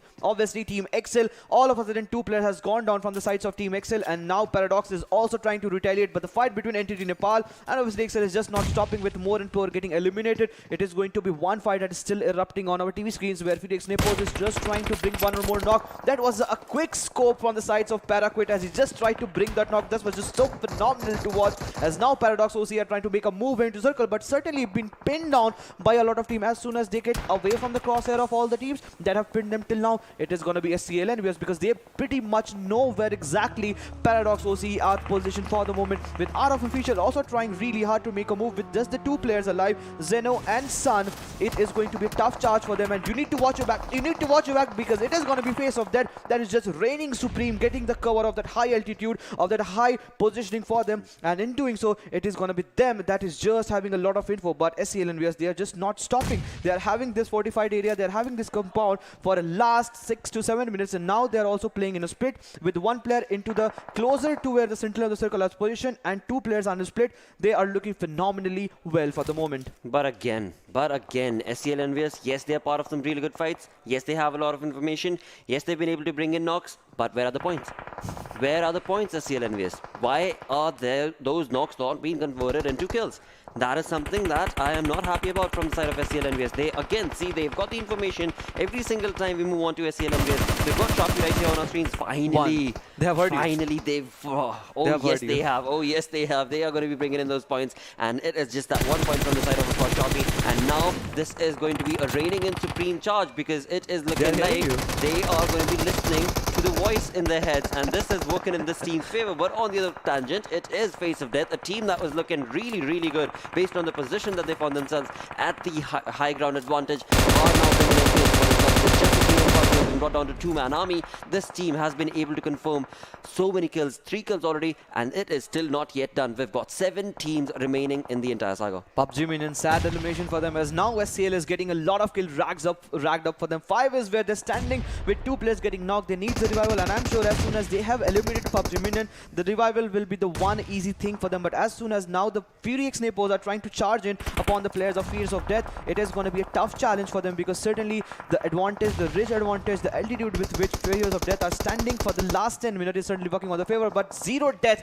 now they are making a big blow onto the players of Furious Nepos, along with in the tandem it is going to be the one team that will be pulling them into the coffin, and that is obviously going to be of Fears of Death. So 2 deaths, really making it a deathbed for one team that was trying to make a move, and sadly it is going to be a demise or not. We have to still wait for that. But before that happens, Face of Death really need to watch their back, as they should have read the kill feed that it is obviously going to be the other team that was still aligned, and 2 deaths are really making it tough for Phoenix Nepos to survive in this situation. Grenades are being heard, grenades are being loud, but still was not able to connect. For now, that certainly is the case, but they've got the information. Face of Death, Lipu certainly has the information. Finally, when he tries to get that nade parade being worked on for his favor, it is going to be him caught off guard. And it is going to be none other than Fury X-Napers who will get the better half of that fight. But the fights are not yet done. Whoa. This is SCL EnvyUS finally bringing in the saga that was required from them. 6 kills already for themselves, and this team has been reigning in supreme in terms of the kill department. But now they've got a huge undertaking, and that is going to be none other than Paradox. And for that, Ferriwala is on the charge with the nade parade that is being showcased. He is absolutely on point. He has the information for the team, for the entirety of the team of Paradox. But it is G1 slowly and steadily sneaking away to get himself into a flank angle. An interesting play once again that can be anticipated from Paradox is being showcased from them. But will it be enough to take on the onslaught that's being brought on from SCL EnvyUS? Because finally this team is alive. But talking about Ferriwala, yes, he's been able to get 3 kills for himself, but the West is not looking good. Same can be said for G1 as well. Both these players have level 3 Wests, but they have been so highly damaged that it is not going to be an easy fight between G1 as well as the side of Ferriwala if they both go one-on-one on the other front. We've got 6 teams remaining, 24 minutes in, and NTT Nepal are still part of this entire thing, along with ZeroDeath, with all 4 players surviving. Furious Nepos still 2 players alive, and they can pull a big dent onto the players of obviously the team that is still in the closer vicinity, that is going to be of ZeroDeath. But you got to see Paradox OC, they are finding themselves in the prone position, and they are hiding themselves for a long time. But as soon as the circle will go for a shift, both the teams will have to come out of their comfort zone, and then they have to make a move. But before that, it is going to be ZD, that is going to be ZeroDeath. Pot-Eye that has been fallen down, and again one knock comes in, but this time G1 Grenade connects well and takes down 2 players all of a sudden Paradox will be looking to go on a charge, and there we go. The call has come in. G1 is trying to find himself in open position with 1 fight. Quake is the one that will be on a blow, as now Paradox 8 kill is where you take the fight, and this is not a team to mess with, and they have shown that we are not going to be letting you go down, and they have taken the revenge for sure. They most certainly have. It was G1 slowly sneaking away who was creating that flank angle, and as soon as he got into the position, the nade just did the rest of the work. With that, we've got 3 teams remaining. We've got NEPAL still part of the fight with all 4 players surviving. What sort of a play can be anticipated from them is what we shall have to see, but ZeroDeath reigning in supreme from top of the mountain are the ones who are reigning in supreme against the players of Paradox, and it is going to be Hazard who will be able to make that rotation and push to get his teammate revived. But will this nade connect from Pot Eye to his teammates? This team is going to be absolutely dumping down the opponents because they have the cover of this ridge as well as the advantage of it, because, well, they are going to be on top. But for how long? Because they are 53 meters away from the zone itself, and when it comes to the fight, as soon as they drop down from this arena, it is not going to be a play that can be important for them, because it is going to be Paradox that they're up against, and what a perfect spray that was, and it is Tego that goes down.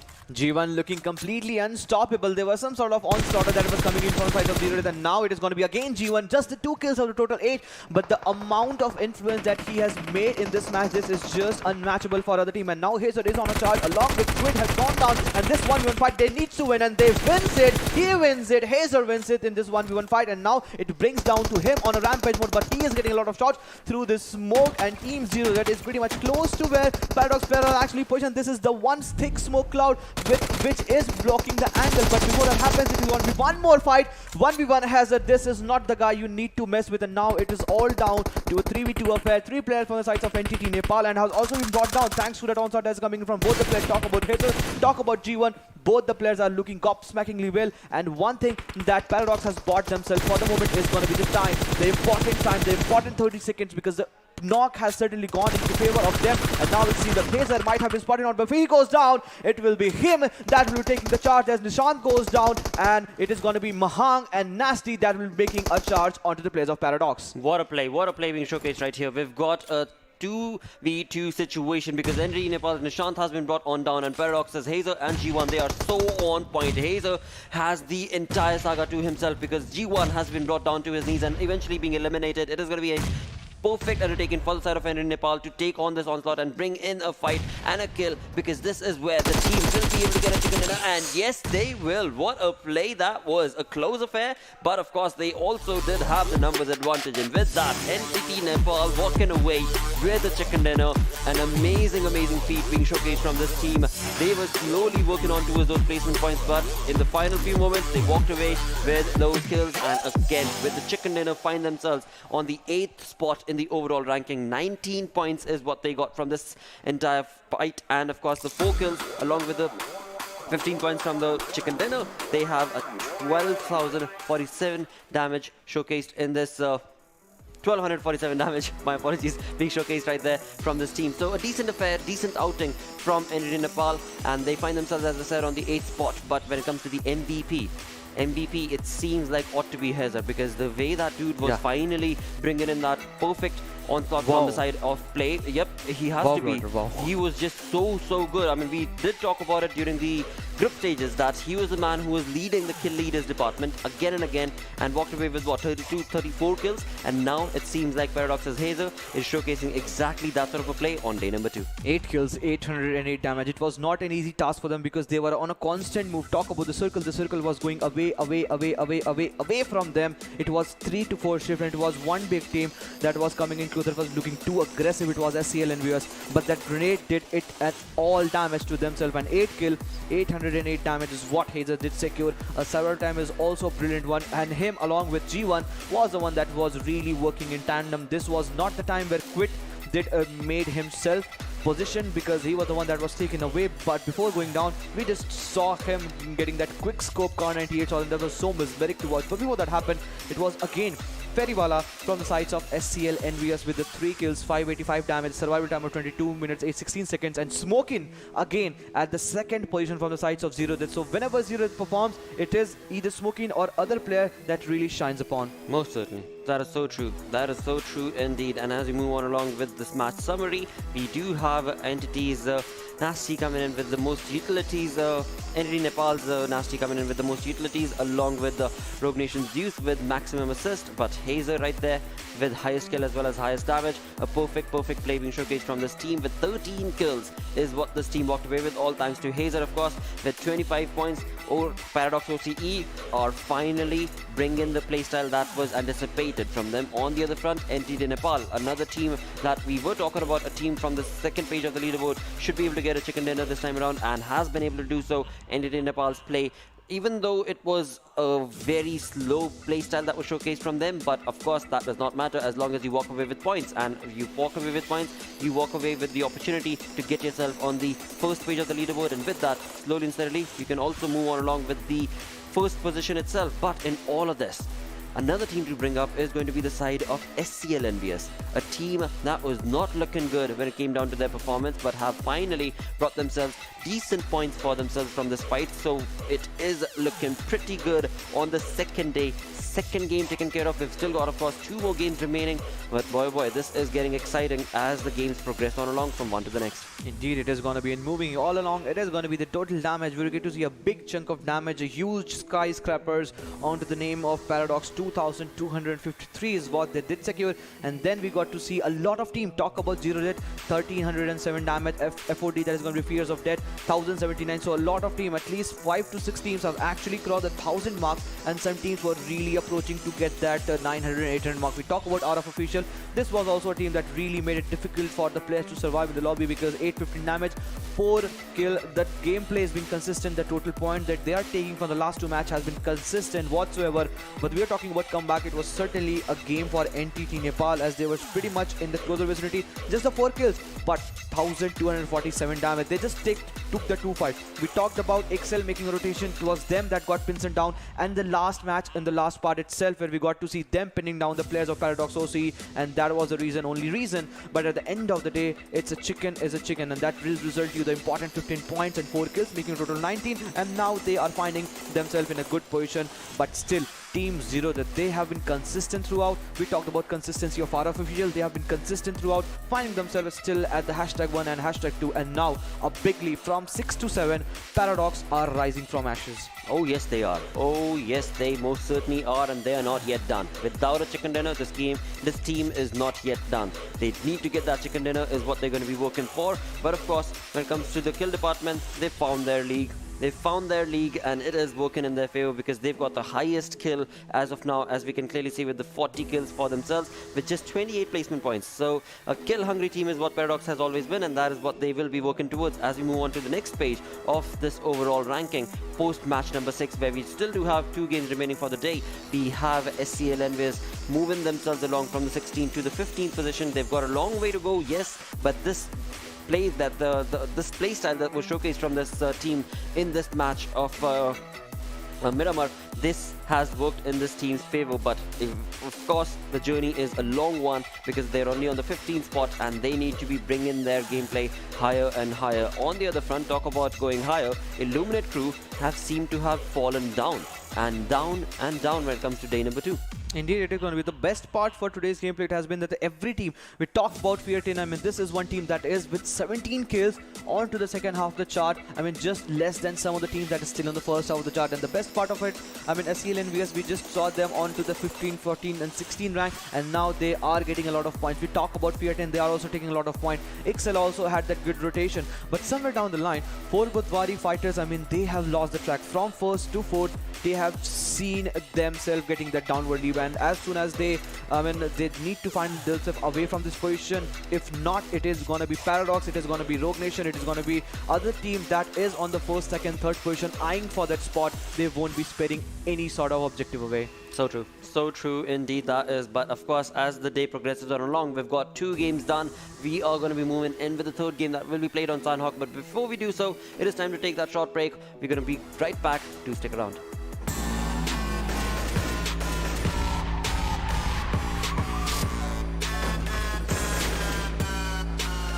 Here we go now.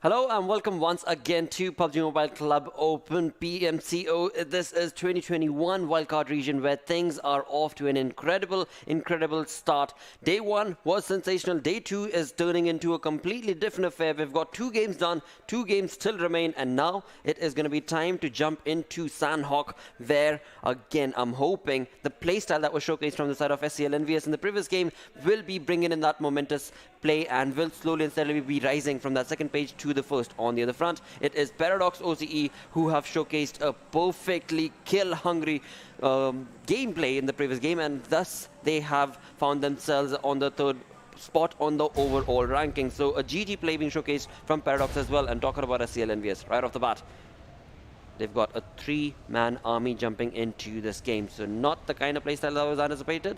But of course, 3-man army does not mean that you're at the back end. You can very well still work towards those placement points. And that is something that we can anticipate that team to do. But talking about the teams themselves, we do have, starting from South itself, the team of Royals who find themselves down towards Shami with no other team contesting for their region. On the other front, talk about Paradox who are going to be moving on towards the northern front, that they do so most of the times. Well, we've seen them take a different approach when it comes to the map of Sanhok. Sometimes they are close to, of course, the proximity of Paradox and, of course, on the back end of Paradox, and sometimes they go all the way up front, not of the entirety of the map itself. But when it comes to the playstyle that is being anticipated from SCL EnvyUS, youch indeed, because they find themselves in close proximity to the players of Illuminate True, and now it is going to be On Fire OP, a player who has been so on point in so many individual fights. We shall have to see if today's game right now on our screens will be favoring On Fire, or will SCL EnvyUS be able to continue along with the showcase that they were able to do so, yes, in the previous game.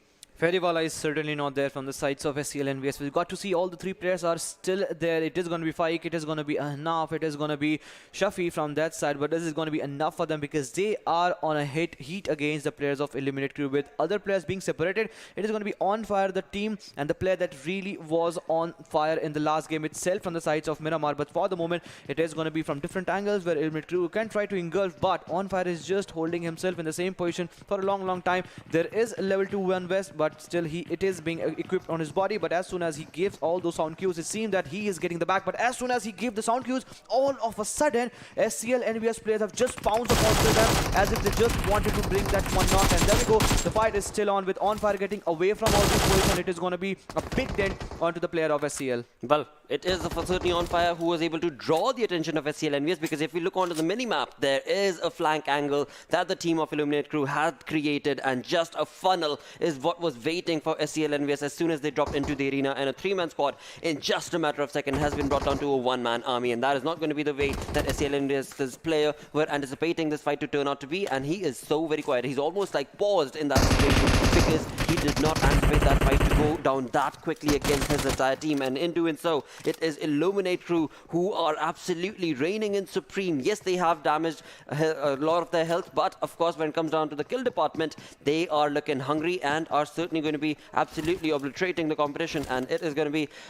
well, the M249, yes, in the hands of Ahna, but will that be enough? Because the 4-man army of Illuminate Crew are now on the hunt. They are on a hunt. But for sure, in yesterday's gameplay itself of Sanhok, we saw Ruins getting a complete control by, obviously, I8Q, that is going to be Illuminate Crew. But this time, it is a challenge that was put in by just 3-man roster. Certainly not a wise decision to go against a team as big as Illuminate Crew with 1 man falling short. It is going to be just certain moments, just this time away, where the last player still standing from the sides of SCL EnvyUS. The team that really got itself in the groove in the last match itself, just falling away like 9 pins, and the decks are falling slowly and steadily as now On Fire is again just trying to draw the attention. He's on the charge, he's trying to draw that flank angle.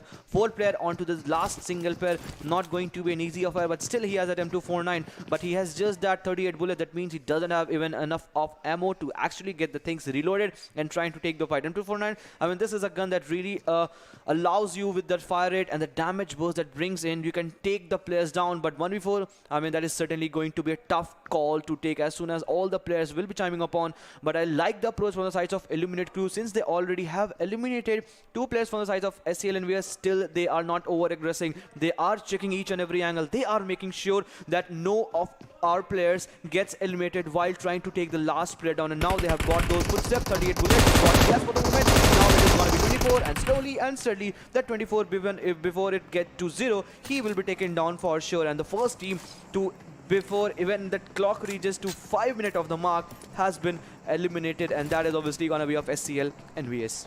Talk about a quick 5.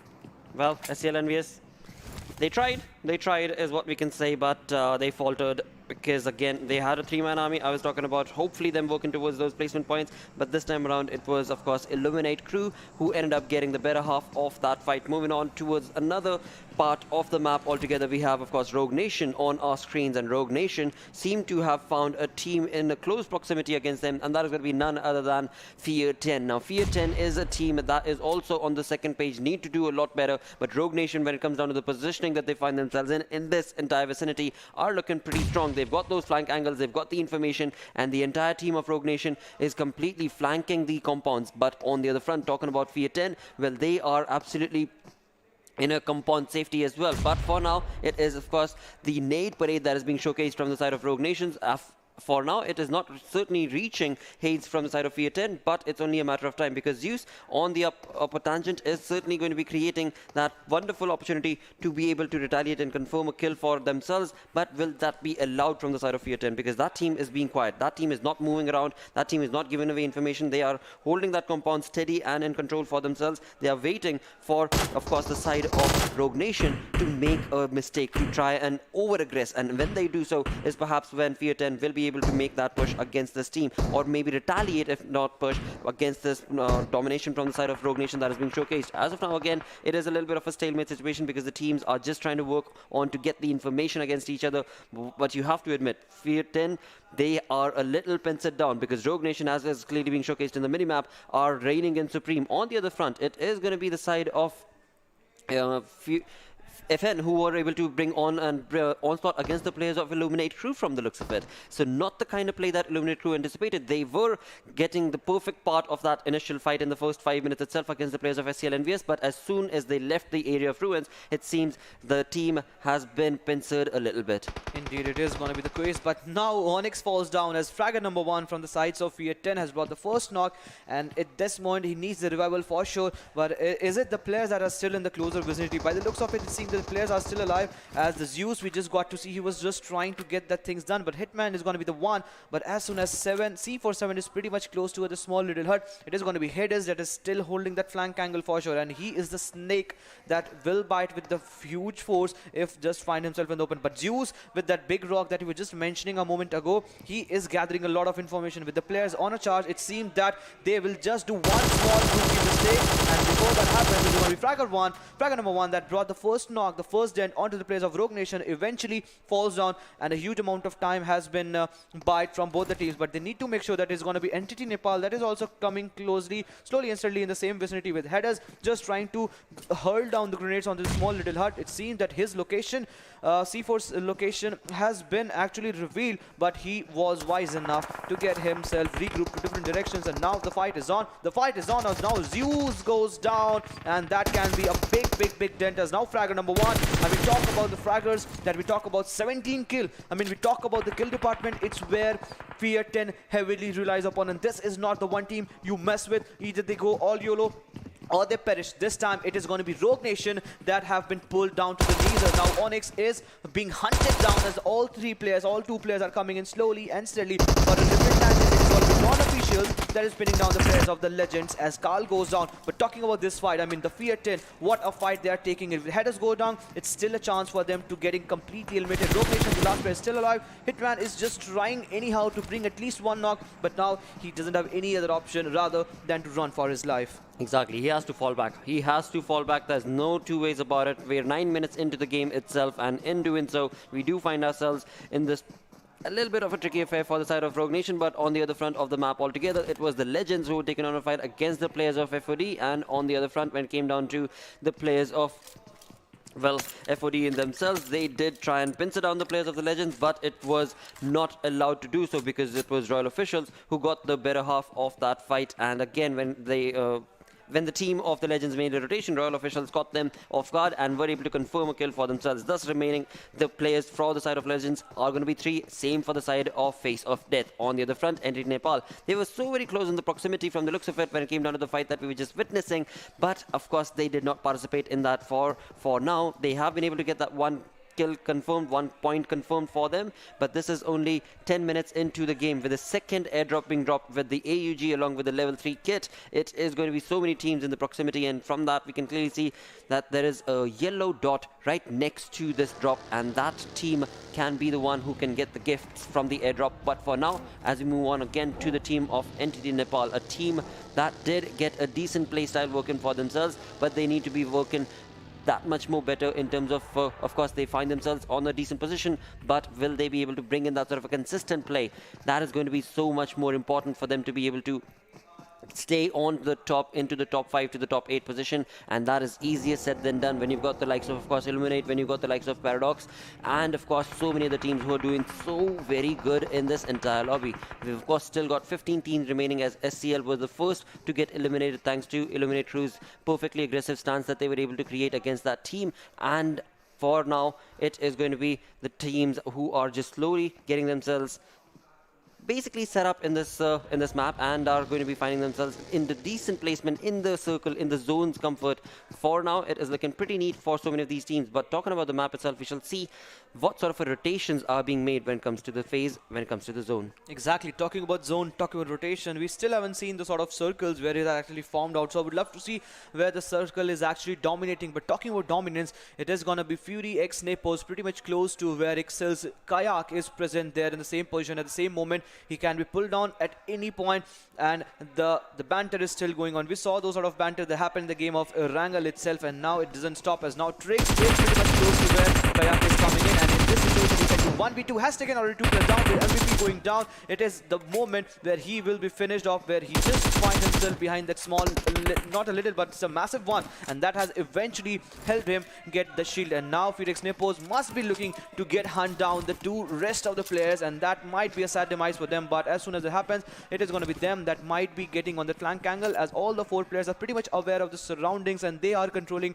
a huge amount of area for the moment, with all 4 players in different split. Ixcel's, I mean, Z-Boy was the one that was still surviving, but the circle has made a shift, and that has gone towards the area of northern side of cave. And at that point, at that moment, it is obviously going to be DS that is going to be of Darksyde that will be getting a better half of it. Entity Nepal, the team that was indulging themselves in a fight, is also getting the better half of the fight. But the circle, it will be a big challenge for teams like Paradox, teams like ZD, the ZeroDeath, team Ronak itself. I mean, team Ronak really need to decide. They must be in sort of cataclysm, in that limbo, what sort of rotation they need to make. Either they go from that boot camp region, or maybe try to come from downside and try to make a move from the Painan region. I guess if they try to take a Painan region, it is going to be teams like the Legend, Illuminate Crew that will be waiting for them. And as soon as they make a move onto the Camp Bravo Island, it will gonna be a big challenge for them, because 4 Godawari fighters must be just waiting to hunt down the players, because the last 2 games they have been made to keep quiet. And when this game, Sanhok itself, it says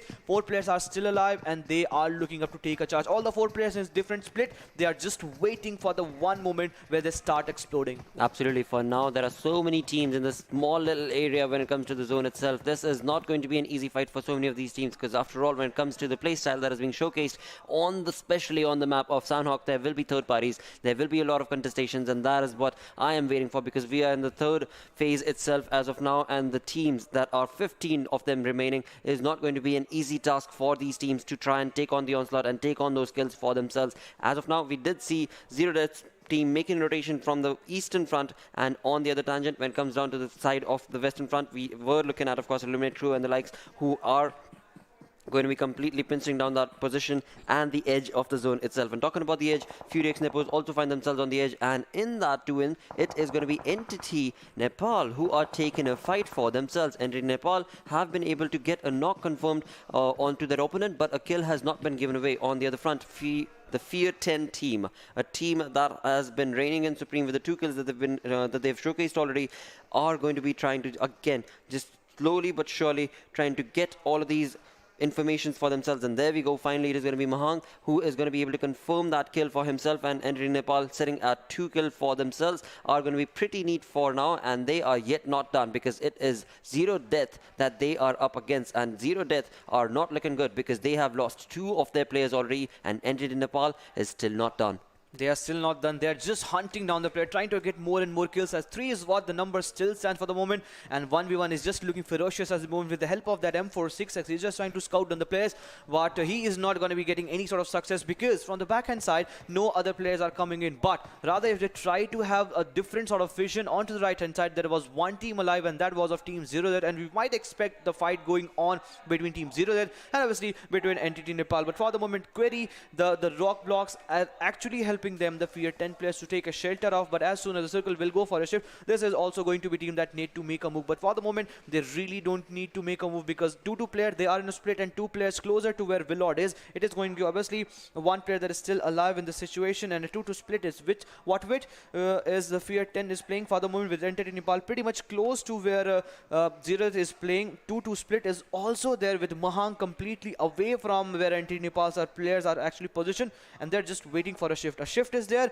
I guess both the teams, we talk about the southeastern team, ZD, that is going to be Zero, that will be having a safe entry whatsoever, but in the center lines will be getting a complete control for Fear 10 and also for Face of that. A good chance for all these teams. The amount of team that will be coming in from the eastern side, talk about 4 Godawari fighters, Illuminate Crew, the Legend, Team Ronak, Paradox, all the 3-4 teams might be fighting themselves and battling themselves in the blues and in the away of these zones, and in doing so, it is obviously going to be the last player alive from the sides of Ixcel, Z-Boy, that still will be making a move into the circle from the northern side. It's going to be a tough challenge for them because they must be up against a lot of big team, PUBG Minion, Paradox, OCE. Well, talk about that Western Front. There are so many teams there. So many teams there. From Illuminate to Godawari to Paradox to, it's just absolutely crazy turn of events. But it seems like Godawari are going to be able to get this fight for themselves, but it is not going to be allowed because Paradox's Queen G1, they are just completely going to be obliterating that domination that was tried from the side of Godawari, but they will not be allowed to do so. In answer, it is going to be lead that will be sprayed onto as the players of Godawari, and in doing so, Paradox OCE have gotten themselves the first point in this game, but will it be enough? Because I8 were also making rotation exactly from that same position, and in doing so, have been able to bring down Paraqueens. But for the side of Paradox, they are going to be absolutely putting themselves in a little bit of a tricky situation because there are so many teams in the vicinity, as we were just talking about it on the map itself, that from the Western Front, there are so many teams trying to get into the zone, and now it is going to be PUBG Minion, another team that Paradox is going to have to be very careful of, because this team of PUBG Minion has been missing out on the action, and they are certainly a team who do not run away from a fight, rather they jump into one,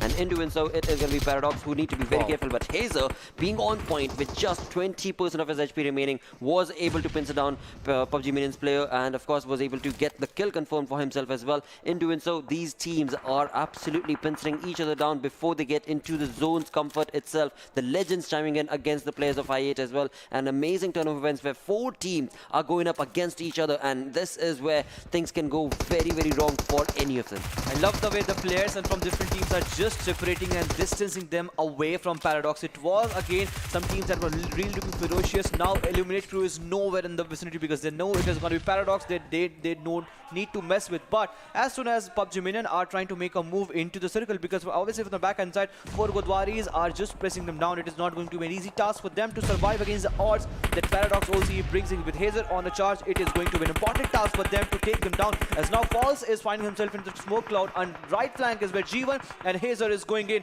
and quit, and obviously one player still alive from the side is taking to make a comeback from backhand side. It's Quick getting a lot of shots from the backhand side. The fight is still on in the blues, and M249 submissive Jackson is back in track, and complete sort of turmoil is where we are heading towards. And Paradox OCE, in all these situations, they are still 3 kills with what they are standing, and all 4 players are alive, and they have successfully made a move into, not into the circle, but still away from all these blues. Most certainly, and in doing so, they've also been able to confirm 3 kills for themselves. So a decent rotation coming in from the side of Paradox OCE, and in doing that, they've been able to retain a lot of information as well for their opponent teams that were making the rotation along with them. And in that, it is going to be Hazer once again chiming in and bringing in a lot of kills. And for that, it is Illuminate Crew who will be eliminated with just 3 kills for themselves. Not the kind of play that they were anticipating, but there were so many teams in the vicinity. It was certainly going to be 1 or 2 of those teams that would have been eliminated, and it was, of course, Illuminate as well as PUBG Minions who were not allowed to make that rotation thanks to Paradox OCE. And as they do so, now it is Focus who needs to be very careful, but look at that. G1 is so on point. I mean, as soon as he spots just a pixel of his opponent, he is going to be spraying it to perfection, and in that doing so, he has been able to pincer down Zeems Gaming from the side of course, Well, for Godawari, and talk about that fight. It is just 1 point after the next, and for Godawari have been eliminated. Paradox OCE is just completely decimating from the west as they jump into the zone itself. 10 teams remaining now. After having eliminated so many teams, Paradox are going to be caught off guard as G1 has been brought down to his knees thanks to Face of Death. But before going down, I mean, you have to agree, Blotter, the reflexes with which G1 is just going on, it is just absolutely perfection. I mean, the reflexes are just spot on. We talk about the reflexes, we talk about G1, but for the moment, it is a fight that is still happening on the southern front where all officials are getting pinned down by the sides of Darksyde, and now that prone shot came in and she has fallen down. But before going down, he was the one that brought down the players. 4 kills is where he's standing for the moment. A total of 5 is what the team is able to secure, and now Paradox OCE, all of a sudden they are not being allowed to make a move into the circle because a lot of team was just waiting for them because they heard the sound cues. They were just waiting. They were just knowing that it's going to be Paradox OCE that will be making a move from the western side. But still, the best part for Paradox OCE is that they anyhow are still surviving because there were 3 teams, if you remember. It was Eliminate Crew, it was 4 Godawari fighters, it was 1 more team on the western front, and they have eliminated, and not eliminated, they have successfully eliminated all the 2-3 teams, and now they are the one that is reigning supreme. All the 4 players, it is still not looking good for them because there are a lot of players that are getting their crosshair hovered upon to him. Talk about the crosshair. It is going to be Shiv that his eye set upon Odin, the last player alive from the sides of the Legends. That is so true indeed. We've got 7 teams remaining. This is going to be an absolute chaos being created from the side of Darksyde as well, because this team has been able to confirm 6 kills for themselves. They've got a 3-man squad where it is Klaus who has been brought down to his knees, but hopefully the revival should be there around, and in that it is going to be Fury X Nepoz that the forecast is going to be predicting that should get the better half of this entire circle and this entire fight itself to get that chicken dinner in their favor. But in all of that, it is just a prediction based on stats, because Paradox is the one who can reign in supreme. Even though they've got 2 of their players now, they're going to be bringing in that revival. But in the other front, it is going to be Fear 10 who will not allow Darksyde to push on along with the 2 to 3 players that were remaining. They have all been obliterated thanks to Fear 10's onslaught, and in that, it is going to be allowing Paradox to get their revived, get their teammates revived, and with 8 kills that this team has been able to confirm and the information that they've been able to retain, this team is absolutely on point. But what a spray that was coming in from the side of course, FOD, and this was none other than AJ, who has been part of some wonderful fights that he's been showcasing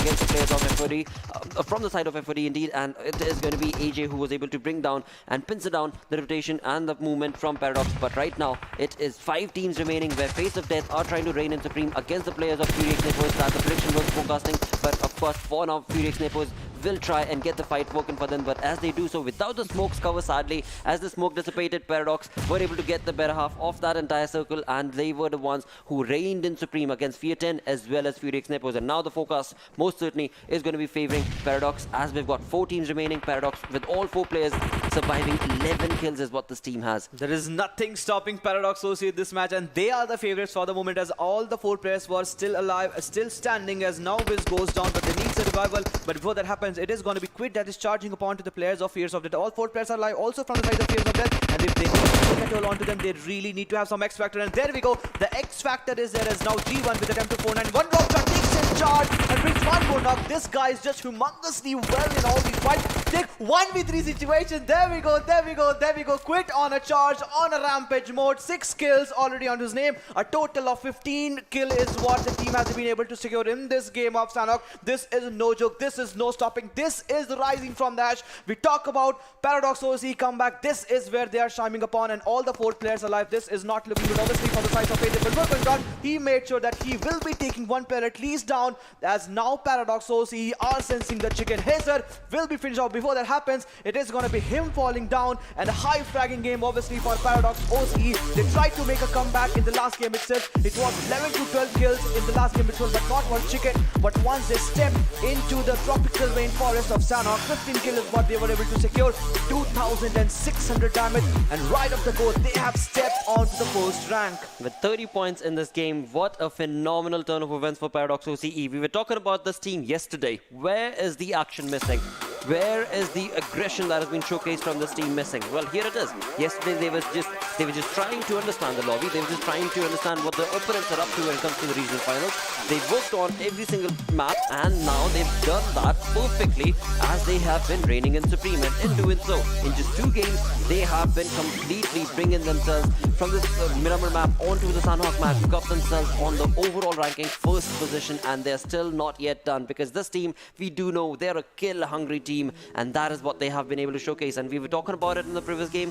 Where's the chicken dinner? Well, Paradox OCE, they found that chicken dinner. With that, let's move on and have a look at the most valuable player coming in from this game, and it is going to be Fiertin's Frago with 5 kills, 3 assists that he was a part of, 955 damage total dished out in the 22 minutes of survival time. An interesting play being showcased from the side of Fiertin's Fragger indeed, because it is of course the kills as well as the damage and assist that is working in this dude's favor. Fiertin, had they had the cover of that smoke against the players of Furious Nepoz, this team were also looking really good in terms of the playstyle that they were creating in those final few moments, but there is no denying it. Of course, Paradox, they were just completely a steamroller, just going across the entire Sanhok map from the west, and as soon as they were able to get into the zone, they were just pinstring down whatever team that they were able to get their crosses upon. They completely bamboozled the lobby. We talk about the domination. It was their domination coming in from the western side. They eliminated 2 big teams. We talk about 4 Godawari fighters. We talk about PUBG Minion. They were being completely pincered down, and then it was an all easy affair for them as we get to see 3 players itself. Quit with 6 kills, G1 with 3 kills, and Hazel with 4 kills, and that at the last moment against one team that was in the ping markers. G1 did 1v3 in that situation, getting prone by prone shot, but just crouching, and the reflexes with which we talk about, G1 is absolutely rock spot on with that. 731 but one damage. more thing, Ankit, in that fight, one more thing I do want to add on, in defense of the team that G1 was retaliating against, they were in the blue zone. So there is a lot of damage that was connected based on the blue zone as well, and that of course did result in G1 getting the better half of the fight, because it was an easier fight is what I would say. Exactly, I mean comparatively it's easy to actually fight if you are facing the blues, but the way that actually G1 guy was playing, absolutely phenomenal. Before that he was getting no kill whatsoever, but at that point he got the 3 kills thanks to all the courtesy that blue zone did. But Quit also was the one that got a lot of points. Before that happened, it was Quit with all the spotting techniques. There were knocks, but the best part for Paradox was that they were just letting the breather, the space that they were finding themselves into. They were getting all the knocks, getting revived, and that resulted in all the 4 players charging into the last circle. And we have talked about millions of times, if all the 4 players are alive till the last part of the circle, it is an all easy affair for them, and they made sure that all the 4 players will be alive till the moment. And it was the last player, AJ, if I'm not wrong, from the sides of face of that was still surviving behind that broken wall, and he tried to bring one more knock onto Wiz, and he was knocked, and then it was an all easy affair for them to get that chicken and a high fragging game for themselves. Absolutely. Had AJ had just a few more seconds, he certainly would have been able to get that kill against the players of Paradox, but that was not the case as he was in the blue zone, and he did get the knock, but sadly the nade was not burst, and it was not given, the point was not given to him. But on the other front, as we talk about SCL EnvyUS, this team has been obliterated again on the 16th position. So this team is missing quite a lot from the action. On the other front, talking about Ixcel as well, a team that in the previous game as well as in this one has not been able to showcase the kind of performance that is anticipated off of them. In the previous game also, they were part of very little damage and 0 kill. This time around is the same kind of a start that is working for this team's favor. But on the other front, talk about those towers that have been created, and especially from the side of Paradox, because 2600 damage with of course 15 kills is what this team walked away with. An amazing turn of events for this team. I do have to admit though, I mean day 1 of this regional finals was looking pretty neat, because the teams were playing fair and square and playing equal playing field. But as soon as now on day number 2, Paradox has jumped into the arena, this team is going to be obliterating, and this is just the start for them. This is just the start. They've got one final game. All of these teams have one final game for today, but as we've discussed earlier as well, when it comes down to the day, there is day number 2. That means in the 4-day affair of the regional finals, this is the middle ground, and this is when you break and make opportunities for yourself. And of course Paradox OCE is showcasing that They are here to dominate, and there is going to be no team that can stop them from doing so. Just 3 games from 6th and 7th position right there at the top. It has been a saga, it has been story, it has been a successful story, one that we really talk about of Paradox OC. They're finding themselves top position, but also our official finding themselves somewhere down the line. But certainly SCL EnvyUS getting one again downwardly with Darksyde again one green marker. That means they are now rising upward and upward with Eliminate Crew. No change whatsoever in their positioning. It was a lot of toppling in the second half of the chart. We talk about toppling. Now the Legends are going down as now PUBG Minions are rising. Fear 10 has also risen one more point above, and we talked about the high fragging gameplay. We talk about kills leader. 24 kill is where they're standing with a just total of 17 placement points. Fear 10 is absolutely just phenomenally well. Absolutely. On that first page though, it is just Face of Death that is missing that chicken dinner. And Face of Death, let's see if they'll be able to get that sort of a work showcased in this final game that is going to be on Erangel.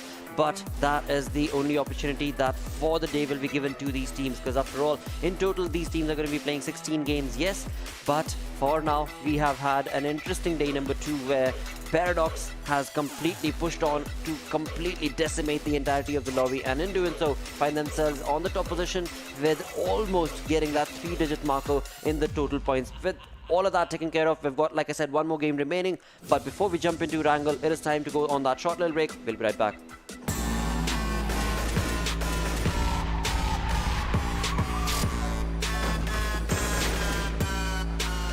Here we go now.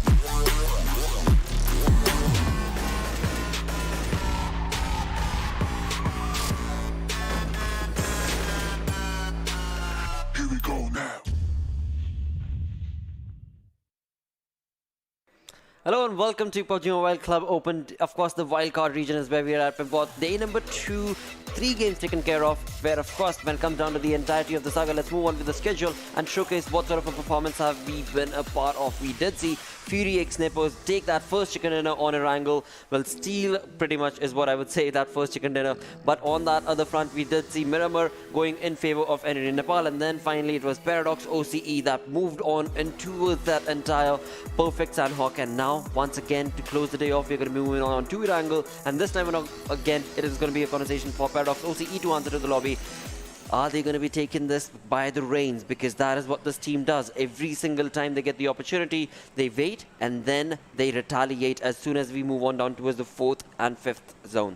Centuries markup, that is what I expect, that they must be eyeing the first objective that they will be eyeing towards to get towards that same thing. Since they have also a drop location towards the area of Georgiapol, we have seen in the past, since Lipovka is not on the drive and is under the glide, they must be jumping towards the same area as now slowly and steadily the players are moving, and this time Entity Nepal has not gone towards that area of Mansion and Prison, rather they have taken a safe alternated route towards the area of Severny and on to the northern front. It is going to be again Ixcel. The players are moving slowly and steadily towards the area of Zarki, and then we got to see Rogue Nation towards the area of northern Georgiapol. So a lot of teams have already made a jump towards the area of left hand side of this map, as now slowly and steadily the players are moving towards the safe drop location. But it seems that Novoropna will also not be in the glide. That means Darksyde will be finding themselves again in the safer and closer proximity around the area of Water City, and if that happens, there might be one more team that might be contesting towards, because it was a completely western dominated flight path, thus resulting and taking away each and every city. We talk about big cities like Snapolyana, Mansion, Prison, Shelter, Milta, Novorapna, Lipovka. I mean, 5 to 6 cities were just not under the glide, and that will be making a lot of ruckus. But the circle is one that's going to be the hybrid circle, taking every sort of chunk from the northern island and just 5 to 6% of that military base island, and it will be an easy task for military base team that is finding themselves into. But as soon as that happens, it is going to be Paradox OC right off the go. They are on a chart. They're just looking relentless, merciless as far as their kill numbers are concerned, and they have made their intent clear. Wherever I spot you, you will take it down for sure. Absolutely will. There is no two ways about it. That is what Paradox's playstyle is, and that is something that you just cannot change. The entire lobby can come together, but Paradox will still be able to annihilate them because they are so confident and so very skilled. You know, being confident is one thing, but being skilled along with that and being so very quick in terms of your reaction time is what makes Paradox OCE's players stand apart from the entirety of the saga. But for now, of course, we're just in the 2.5 minute marker. We did see Paradox's player try and take on a little bit of that damage against the opponent, but he was not able to do so. So for now, it is going to be a stalemate situation that, of course, this map is going to be bringing in between so many of these teams, just trying to get themselves in the decent setup of their areas, of their drop locations, and trying to, of course, get that loot set up for themselves. We do see Lupuso from the side of Face of Death, the team that has not yet gotten a chicken dinner for themselves, do find themselves on the first page of the overall leaderboard in the top 8. But this time around, let's see if this is going to be the game that they will be able to create for themselves. In the previous time around, we have seen this team work on consistently towards placement points as well as kill department in a very synergistic performance. And on the other front, talk about synergy, Fury X Nepoz is not going to be far away from that synergy as well, because this team is also a very synergistic playstyle is what this team brings, and in that they are the ones who try and reign in supreme. For now, we have, of course, Ego on our screens with the DP. He is just getting himself acclimated, and it seems like they've got a 2-man split from these from the side of Fury X Nepoz, where we do see in the minimap 2 players from the side of Fury X are right here in this compound, and the 2 other players are going to be separated onto a different loot area that they have decided upon. Indeed, it is going to be, as just mentioned, 2-2 split is what the players are positioning themselves, and this is a good approach to get the loot segregated in the very early stage of the game. You need not to find themselves stuck into the same position, and that can eventually buy a lot of time for you. And talking about time, it seems that Rozok is still under the circle, and the team ZeroDeath, the team that was actually on the first position before the first and second position, they were contesting for that, since 4 Godawari fighter was also giving a tough contest. All the 3 games today, it hasn't been there in terms of total points they were able to secure, and slowly and steadily they have dropped down and taken a downward leap in terms of the total points that they have to secure. For the moment, they are looking towards the area of Rozok, and they need not to move an inch until and unless the circle takes a shift and moves away from them. But by the looks of it, it seems that the circle will be staying away here for a long time. But Team Ronak, I mean, this team hasn't been in that good nick of a form. They haven't been the sublime form that we have seen from their side in the past, obviously in the game of semi-finals, and all the 3 games haven't been there. So now Erangel is again their best suit. Whatever chicken they have secured, I mean 50% of what was there secured was coming from this map of Erangel, and since it is also on run, this is a team to look out for, and I would really rooting for this team to get at least 1 chicken, or not even that. I mean, take away 15 to 16 points in a match, and that will be solving the course for now, as now the hospital is where Easy is finding himself with those easy loots. They are standing on the edge of the circle. As soon as the circle will go for a shift, they might be moving their way forward, but PUBG Minion is also one team that might be again in that dilemma whether the bridge is camped or not. They have to check for sure, because there is Ferry Pier where SCL are positioned, and there is the 6 houses onto the shoreline sides towards the southern side of this main island where Furex Nepoz are present. So they have to be watchful, they have to be pretty much precarious, but Darksyde, where they are heading towards, they have taken the bridge, and they are in a complete vicinity where team ZeroDeath are positioned at any moment, at any time. Since Darksyde knows that it's ZeroDeath that loves to go towards the area of Rozok, the fight might erupt, but for the moment it is going to be all safe side, as now also we can get to see Ixcel also on a move. Well. This is turning into a very generic circle indeed, and the teams have found themselves in a very decent placement for themselves. Talking about early contestations, for the moment we do have a few teams in the center of the zone that are going to be close to their proximity. We do have, of course, Team Ronak as well as the side of Darksyde, who are going to be finding themselves in very close area, along with, of course, the rotation being made from the side of I8 and Team Ronak being so close. There could be a contestation that can be anticipated from them, but in all of that, 4 Godawari fighters are not that far apart, so they at least should be able to get the audio cues in the entire saga. But talking about those fights that can be anticipated, it is going to be the side of Paradox, who have found themselves towards the north Jojo, but eventually when it comes down to the rotation itself, they are at the edge, and right here it is going to be Darksyde's answer against the retaliation and onslaught that Team Ronak were trying. Now Team Ronak has been a little bit missing from the action in this final game of Erangel for the day. It seems like Team Ronak is very well prepped to try and take that fight, but will not be able to do so, because that push that was made has completely gone away from Team Ronak, and it is certainly going to be for the side of Darksyde. For now, it is going to be someone who is still surviving, but for how long? When it comes to his teammates, they're trying to give him the cover fire. They are trying to push on to get that compound working for themselves, but it will not be an easy task. On the other front, it is Face of Death taking a complete domination to the face against the players of Illuminate, but Face of Death's AJ, the man of the hour who always does help out his teammate, is the man who has tried to take the perfect fight and tried to retaliate the contestation against Illuminate, but will not be allowed to give that revival to his teammate. On the other front, Illuminate's 2 players have been knocked and brought down to the knees, so AJ has a really good pro on this fight. But on the other front, it is going to be, of course, Darksyde's player who are trying to confirm that kill for themselves, but the retaliation has been brought on from the side of Team Ronak, and this is just absolute chaos that Illuminate crew did not anticipate to be a part of, because Face of Death have been able to confirm 4 kills for themselves. Amazing turn of events right here. They did lose one of their players, but GG play being showcased from FOD. Lupusar just ran him over, and that's resulted in 4 kills what they were able to secure. Face of that really reigning supreme, but it was a sad state of affairs, and that resulted in eliminating a complete whole team of Illuminate crew. That start that they were really not looking for is what they have gotten reaped in that fight that they were trying to take. But for the moment, it's going to be SCL EnvyUS again with PUBG Minion, and this fight was ought to happen, as PUBG Minion, as soon as they find themselves on the end part of this military base bridge, now they're trying to take the fight against SCL EnvyUS, but some sort of banter is also going with the teammates taking its own teammates down,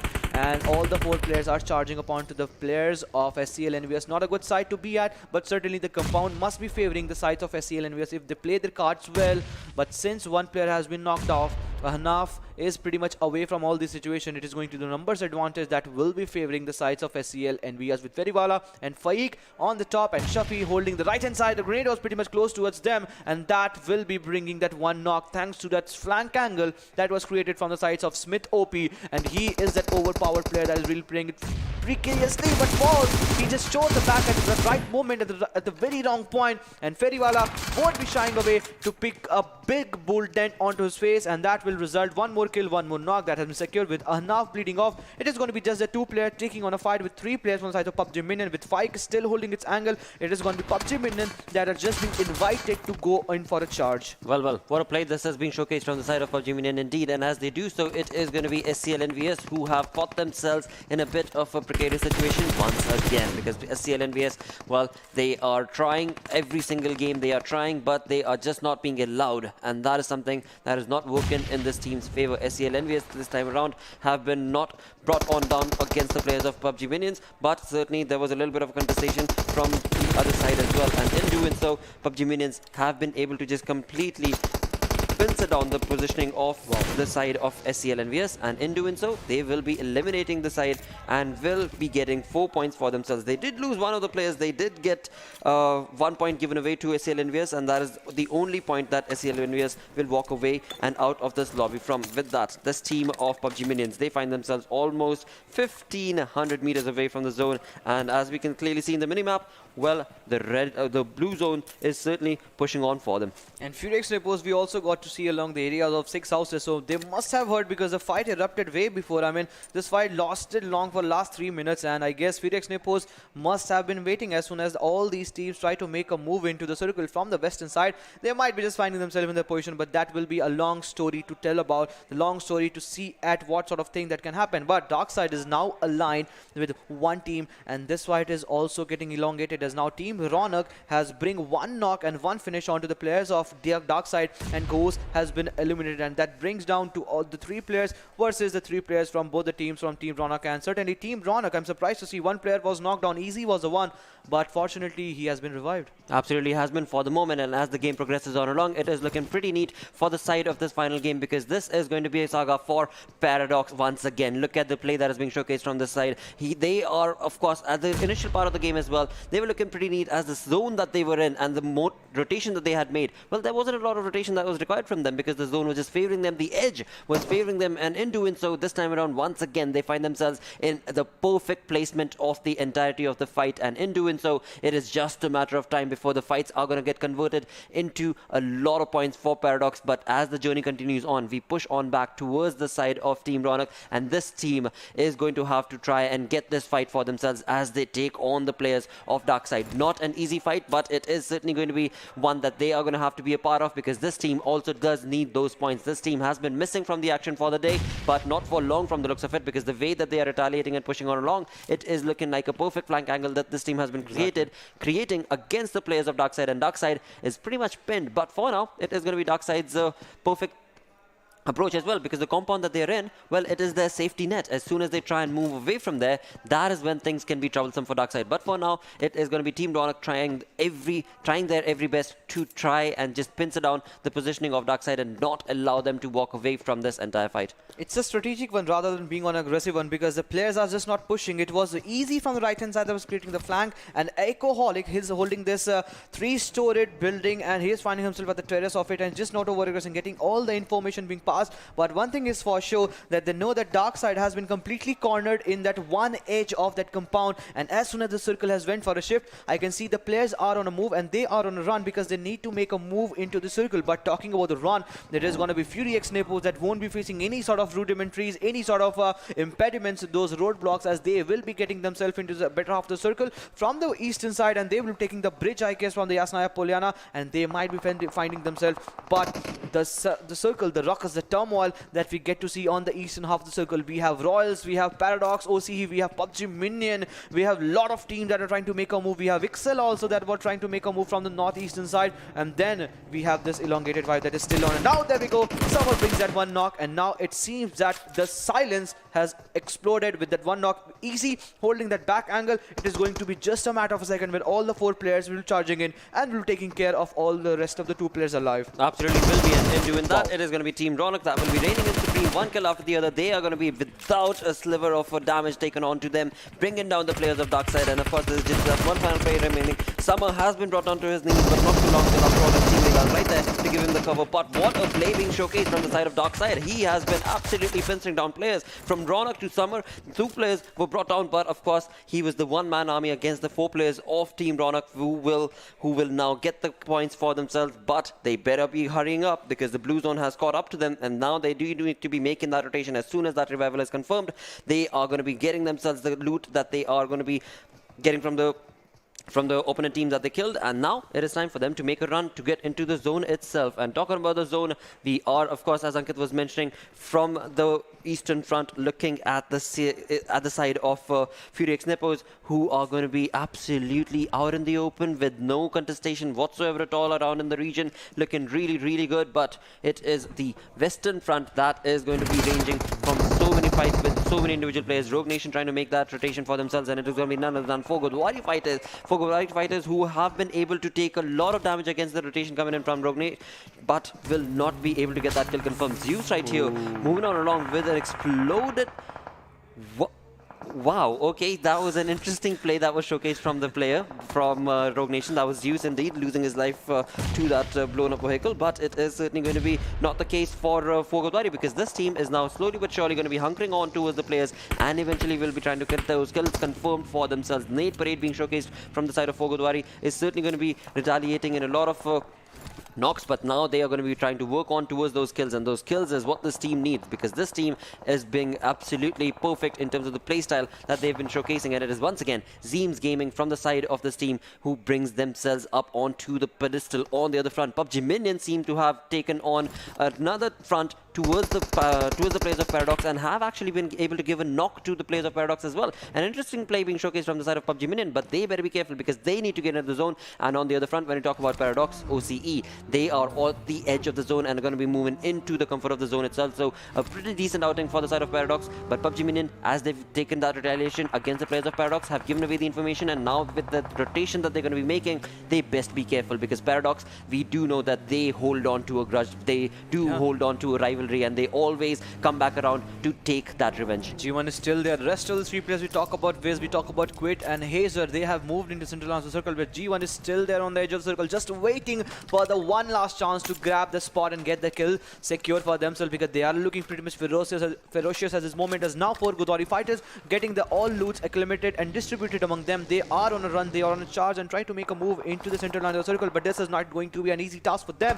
And also for the side of Paradox, as now they find themselves under the crosshair of PUBG Minions, as now Maga has brought the first knock onto the players, and a big dent is what we get to see. But on the retaliation, it is going to be Hazer that is completely pinged down the flare from the sides of PUBG Minion. All of a sudden, the tides are changing, the things are changing, and they need to make sure there are multiple teams in the vicinity. They just cannot do one small mistake. If they do, there are 5 to 6 eyes just waiting onto the one player, and if he does, he will be taken care of. Before that happens, it is going to be PUBG Minion Falls that has been obviously ridiculed from this fight, but the fight is still on between them and obviously going to be off Paradox, as now the players are just trying to create that flank angle and also create those vehicles being disrupted for this moment, is in just order to create that shield in form of those vehicles. But for the moment, it's again a PUBG Minion that is having a close eye. But the best part for Maga is that he need not to check his back, because there is no other team on his backhand side. He just need to check his front. But taking front, it is going to be front line, where Hazer has brought one knock, and this time it is Smith.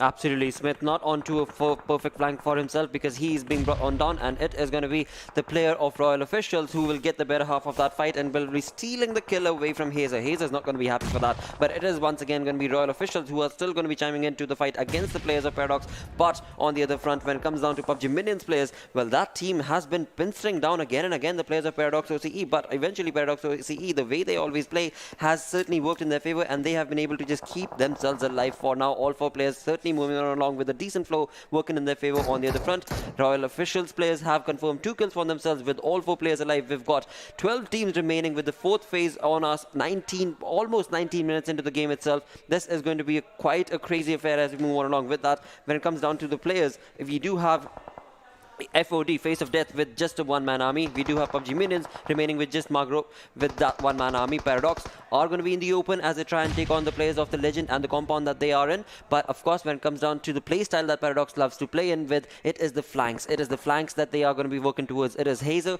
who has moved on along into a decent play, but Royal Officials' position can still go against Paradox OCE's playstyle.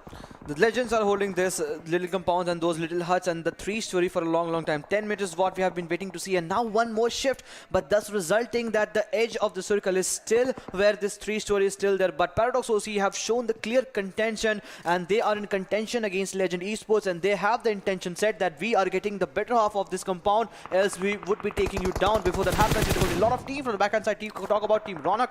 Talk about Roll officials, they need to take care of their back, else if not so, it is going to be Legend from the front hand side that can really bring all those detrimental damage. And as soon as the circle went for a shift, we can get to see a lot of team out there that are trying to make a move from the southwestern side, and that is obviously going to be of Team Ronak, that is obviously going to be of Royal officials, and in doing so, it is going to be Para, Docs, OCE that will be sort of gatekeeping the situation, just not allowing, but still the players are taking the elongated route. But talking about the route, it is going to be one objective that Fury X Nepoz need to fulfill, and that is going to bury down the player 6 feet inside the ground, and they are going in a 1v1 fight. Before going down Tricks, he brought 2 players down against the team of ZeroDeath, and all of a sudden Fury X Nepoz are also being dented with a big blow. What a play being showcased from the side of ZeroDeath indeed, and what an impressive turn of events this was, where indeed when it comes down to the play that was created, it is going to be the team of Fear 10 that will bring in a third party situation in this entire fight, where ZeroDeath were trying to get themselves recuperated, so were the players of Fury X Nepoz, but of course it is Fear 10 with the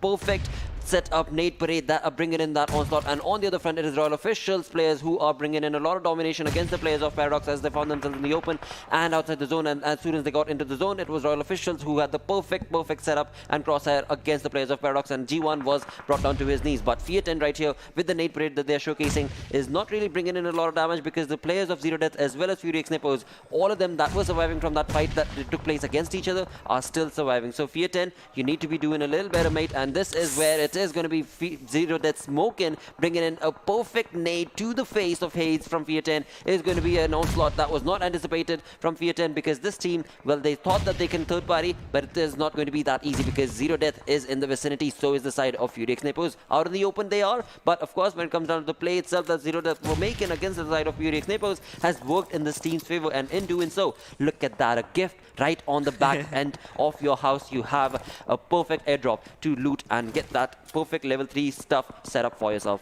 For sure. But for the moment, it's going to be Fear 10 that is finding himself in the open position. Eastern side is where they're trying to control, but each and every grenade of smoking has brought a lot of value. We just saw a moment ago, one grenade brought one more knock. This time it is again one more knock. He has just shown 3, and 2 out of 3 has brought at least one knock, and all of a sudden Fear 10, better guys, you need to do at this position. One more grenade could do the business. One player has been eliminated. 4th grenade. I mean, they are really hunkering down the players. Well, as they do so, it is going to be Fury X Nepoz also chiming in along, but on the other front, it is going to be Royal Officials player who were bringing down the players of Paradox OCE, and as they did so, they were able to hunker down the positioning of Paradox, and as they did, it is not looking good for Para, because they have been eliminated, and Royal Officials are still right here, but it is going to be Sun, the final player, who is surviving, but for how long? Because, well, he was burning, but thankfully, he is going to be able to get away from that, and will be able to get himself acclimated along with that. When it comes down to his teammate, will he be able to give the revival to his teammate for the side of Royal Official, which I'll have to see, compared based on the fact that he's the one man surviving. On the other front, when it comes down to the play that was being created, apparently he will not be allowed to do so, and Royal Official will be eliminated as well. On the other front, talking about the fights that were being taken on between the side of Fear 10 against the players of ZeroDeath, Fear 10 seems to have moved away from that situation and now find themselves exactly in the crosshairs of Ixcel, and this is not the kind of play style that we've seen Fear 10 bring in earlier, and this is just an complete blank of approach that Fear 10 are bringing in, and as they do, this team is being punished for that same exact reason. Exactly, and we are getting to see a lot of turmoil that has been created, and we are heading towards the 23 minutes of the circle with the players still alive, and that is going to be a number of 16 with 5 teams still alive. It is going to be 4 Godawari fighters with all 4 players alive. It is going to be Sabine GG. It is going to be all the players that are really marching forward, and Zeems Gaming is still alive. That means the hopes are there, but in doing so, it is going to be Ixcel with 3 players alive, and they are really excelling in this Day 2 regional finals of Wild Regions of Erangel. They are at least looking to get 1 chicken or maybe 1 high fracking game, but Sabine GG, it seems that he has a better half of all these information. He is trying to cook, throw them and hurl the Molotov onto the face of it, but he is still not doing so. He's just waiting for the right moment to do so, but before that, it's going to be Team Ronak. A long distance fight. He still tries to bring the knock, and he has brought that down. Rakesh is the man of the moment. This trying to leave an all-in-all situation. It is going to be Assassin that is running for that US. Might be trying to get some cover before that happens. It is going to be one more player eliminated from the sides of Ixcel, and this time Zeems Gaming is on a rampage mode with 3 kills. What a play being showcased from the side of course, 4 Godawari fighters. In that, we do have Ixcel, who has remaining just 1 final player, that's going to be Assassin. On the other front, talking about the Legends, they are also in a bit of an onslaught against the players of 4 Godawari, because 4 Godawari fighters, this team is taking on the players of course, the Legends as well as Team Ronak, and in doing so, Team Ronak has been eliminated, and was thanks to the thanks to the fight that the Legends took to the face of the Ronak as Team Ronak as well. And now it is going to be 4 Godawari fighters with the numbers at advantage working in their favor slowly and surely when it comes to the information that they've been able to communicate and retaliate amongst themselves has also given them the upper hand in this fight. But ZeroDeath's one final player, Captain of Blood, is still remaining. On the other front, one final player from the side of Ixcel is still remaining. That's going to be none other than Assassin. But these are just one-man armies against the 4-man squad of course, 4 Godawari fighters. The only thing that can bring in a little bit of a fair play is going to be the side of the Legends. But the Legends being so far away and having given the information, also the circle favoring 4 Godawari, it is not looking easy for the Legends to even retaliate this onslaught because they've given away so much information. But this is where things go absolutely berserk because finally Mr. Tampe chiming into the arena will be bringing in a knock for the side of Rakesh from Godawari, and this is when the X factor is being brought on and the Legends are going to push on to get into the zone, and as they do so, this is when the fight can be equalized. The fight can surely be equalized for the moment as they will be trying to bring one more knock. At least for the moment is going to be Mr. Tampe that really brought the knock. He is on the backhand side where the players have actually made a push and they are trying to get the better half of the zone on a different tangent. It is going to be all 4 players surviving from the sides of 4 Godawari fighters that have the better half of the zone. Rakesh was given the knock. He had that knock, but he has given the revival, and now he is slowly and steadily patching himself away and getting towards that 100 HP is going to be his first objective. But as soon as that happens, it is going to be a lot of teams that are solo men standing and they are coming in from the southeastern side. It is going to be Assassin, it is going to be Captain Blood. In all this situation, there are a lot of ruckers that have been created, and now the players are just proning in different direction with Zeems Gaming just trying to spot down the player. They must have spotted on this buggy that could have given a clear indication that the players from the sides of the Legends have made a push. Well, what a play this is turning out to be, where 4 Godawari fighters nades and the Molotovs that they are using are being so on point, and this is where things can go absolutely wrong for the side of the Legends, and they most certainly are. The call has been burnt down thanks to, of course, the Molotov that was used from the side of 4 Godawari, and in that, the 4 Godawari fighters are reigning in supreme with 7 kills confirmed. It is going to be Ixcel who has been eliminated thanks to, once again, from the looks of it, the side of 4 Godawari who was a part of this final fight, and the side of the Legends, this team has been caught. This team has certainly been caught. It is only a matter of time before ZeroDeath's perfectly set up sprays can result in a knock against Mr. Tampe, and this might just be that would probably be the end of the Legends. But ZeroDeath's final player being so very quiet, so very quiet. Captain of Blood, he's just working towards getting those placement points for now, because of course when it comes down to the play that he can do, there isn't much. But Zeems Gaming certainly seems to be keeping an eye out towards that region. He does not want to be losing any of his players, does not want to be losing any of his teammates, and in that it is going to be Captain of Blood who will try and take on one final fight for himself, but in doing so he has given away the information, and it's again only a few meters away that the final spray is going to be required. But it seems the Legends, Mr. Tampe, will steal that kill away. We've got 2 teams remaining. It is going to be 4 Godawari fighters, 4-man army against the 2 players of the Legends, Mr. Tampe, as well as, of course, his teammate, the Punk, but they have given away the information. And of course, when it comes to 4 Godawari fighters, they are looking to reign in supreme. They've had a wonderful game this time around by 4 Godawari fighters. They were kind of looking a little passive throughout the day, but this is the kind of play that was required from them, and they have delivered, I would say. But this game is still not done because it is a 4v2, and we have seen things go on a completely different way. And this is where things could have gone, and they have, because Zeems Gaming has been brought down to his knees. And it is going to be the Punk creating that X factor in a flank angle, and in doing so, Mr. Tampe has been caught off guard. Not looking good, because now the conversation has turned into a 3v1 situation that, of course, will not favor the Punk, but it was a good fight. It certainly was a good fight that the Punk tried to create. Mr. Tampe was on a different front. He was not able to create that perfect approach that Punk was able to do, but had they done so, 4 Godawari fighters could have not gotten away with the chicken dinner. But amazing turn of events, because they did. They got 10 kills, 2,414 damage. They find themselves on the 3rd spot of the overall ranking with 25 points. A GG play being showcased from 4 Godawari fighters. They were slipping before this, all the 3 matches that actually happened, and they said enough is enough, and that is where we're getting towards the last half of the circle with all 4 players alive. We talk about Sabine GG, we talk about Zeems Gaming, and then we got to see an excellent gameplay coming in from Rakesh, where he was just spot on, because he was the one that really felt a lot of blows onto the heads and onto the players of the Legends. Onto the one side it was them, and then it was an all easy affair for them at the end, because the numbers advantage is what that the teams get favored. But all in all, it was certainly a brilliant game for both these teams. Most certainly was. I mean, that was just a ludicrous play being showcased from the side of so many of these teams. But with that, let's move on to the most valuable player coming in from this game, and that MVP slot for this game goes down to the team of 4 Godawari fighters, and it is going to be none other than Zeems Gaming, who has been the man who has always reigned in supreme for the side of 4 Godawari fighters with 4 kills, 3 assists, 750 damage that he was able to dish out in this entire game, and only 113 healing done. So a perfect play in 26 minutes of survival time, a GG play from the side of 4 Godawari fighters players, but that's not it, because his teammates are right around the corner, with Sabine chiming in on the second spot of the top players, along with Rakesh, their third man, also chiming in with the 4 kills, 504 damage. So amazing play showcased from this team. And not to forget the Legends Punk. I mean, 2 kills, 610 damage. He was the man of the moment and really tried to turn the tides and turn the tables against the favor of 4 Godawari fighters at the right point, the right moment. I mean, 2 players going against 4 players. You need the courage, you need the spotting technique, you have the skills, and there was the Punk's gameplay in the last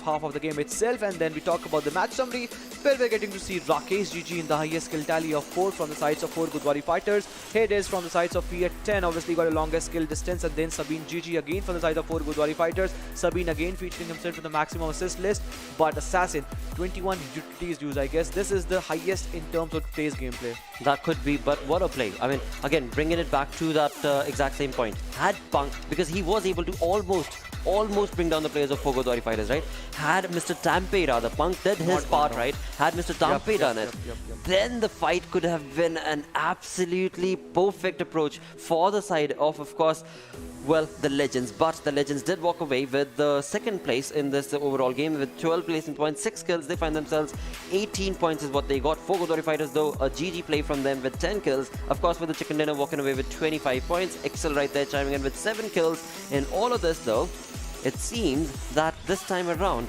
it was the side of Paradox that was completely eliminated with just that 1 kill that they were allowed. And just 1 place split points, making a total of 2. But I just got to see, I mean, Ronak getting 15 total points and Ixcel 11 points, and Ixcel getting total 15 points. This was a comeback game, a most required total points in terms of the total that they have secured. And I mean, this has been the balancer. The team that gets the chicken in the last match itself gets eliminated at just the 1 to 2 total points, and this gives an opportunity and space to breathe in for the rest of the teammates. And there it was the rest of the lobby that did chime in. But Darksyde, certainly all the 4 games today, they were just not able to show out the metal, show out the performance that they have shown in the past. And talking about the performance, we get to see the damage seismograph where tall buildings and skyscrapers are being made. We have got to see a lot of teams. Talk about 4 Godawari fighters, 2,414. Talk about the Legends, 1,231. A lot of teams have actually crossed the 1,000 mark. I guess it is more than 6 or 7.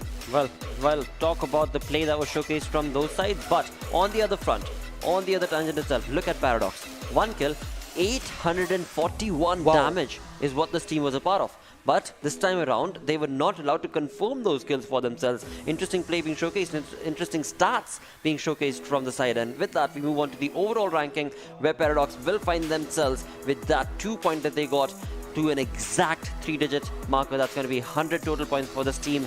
And what a play, because Paradox, this day has been theirs. Even though the final game was not, the day has been theirs, as they've been able to move up onto the top of the leaderboard. But the journey does not end there. We've still got 2 more days remaining, and Team ZeroDeath onto the vicinity with 3 point try is going to be completely trying their level best to push on to get that perfect position for themselves. That is going to be the first position. But Face of Death still in the top 8 without a chicken dinner. Indeed it is. I mean, the teams really need all those chickens, but in doing so, certain teams have really done it beautifully well. We talk about the Legend Esports. The team actually got all of these points. Half century mark is where they're standing for the moment and sharing the same point tally with the Fiat 10, and now PUBG Minion has also made a sort of comeback. We talk about the gameplay of Eliminate Crew. This was also one team that really got a humongous amount of kills and placement point, but still not enough. But Ixcel's last game performance, I mean, 15 points has especially helped them getting close towards that top 14 and the 39 total points. They are positioning themselves at the 14. So nothing taken away. I mean, there are a lot of teams, even if they get 1 chicken, we have seen in the past, they can actually climb up to the ladder of success and they can find themselves in the top 8. Well, what a play. What a play this has been. We've been talking about it. This is day number 2 that has come to an end when it comes to PMCO Wildcard Region. And in all of this conversation, now we reach the middle ground. In that middle ground, Paradox has created a perfect spot for themselves with that 100-digit marker. Now we shall have to see how the next 2 days are going to turn out to be, because yes, when it comes down to the playstyle that Paradox works towards, it's always kill-hungry team. If not, then they will get themselves eliminated and move on along to the next game. And in this, when it comes down to the playstyle that we're talking about, Paradox always does reign in supreme. But talking about kills themselves, let's have a look at the kill leaders that we'll be bringing in, where it is Hazer that is once again bringing himself to the top of the arena with 2,993 damage. What a phenomenal play for the student. He's just starting his journey for today. Exactly, he just started it today. I mean, this was day where it was complete domination from the sides of Hazer and also Paradox. But OCE, but talk about the stats of Stratus. 3461 is what he was able to dish out the damage. Talk about the damage he dealt from the sides of ZeroDeath Smoking. We talked about this guy finding himself and featuring in the MVP tag. It has been twice. Indeed, 18 kill is where he's standing, but the damage dished out is phenomenally well, is the most in the top 5 list. Eventually, Team ZeroDeath just need other 3 players to step up. If they do, Team ZeroDeath will be climbing right there at the top. Well, they hopefully will. They most certainly will, because when it comes down to the play, the team itself, it's not always just that one player. You do know for a fact that, yes, that one player will be the limelight, but the others are supporting.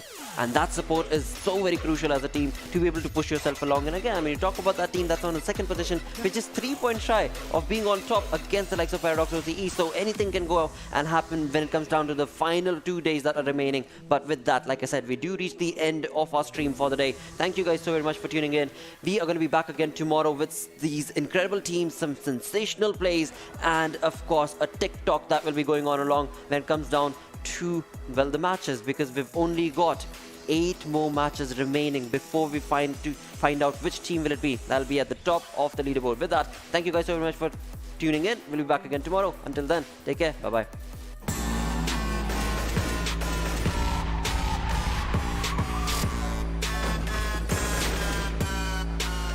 Here we go now. Here we go now.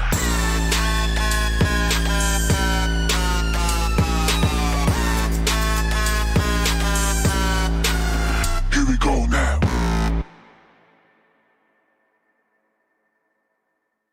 Here we go now.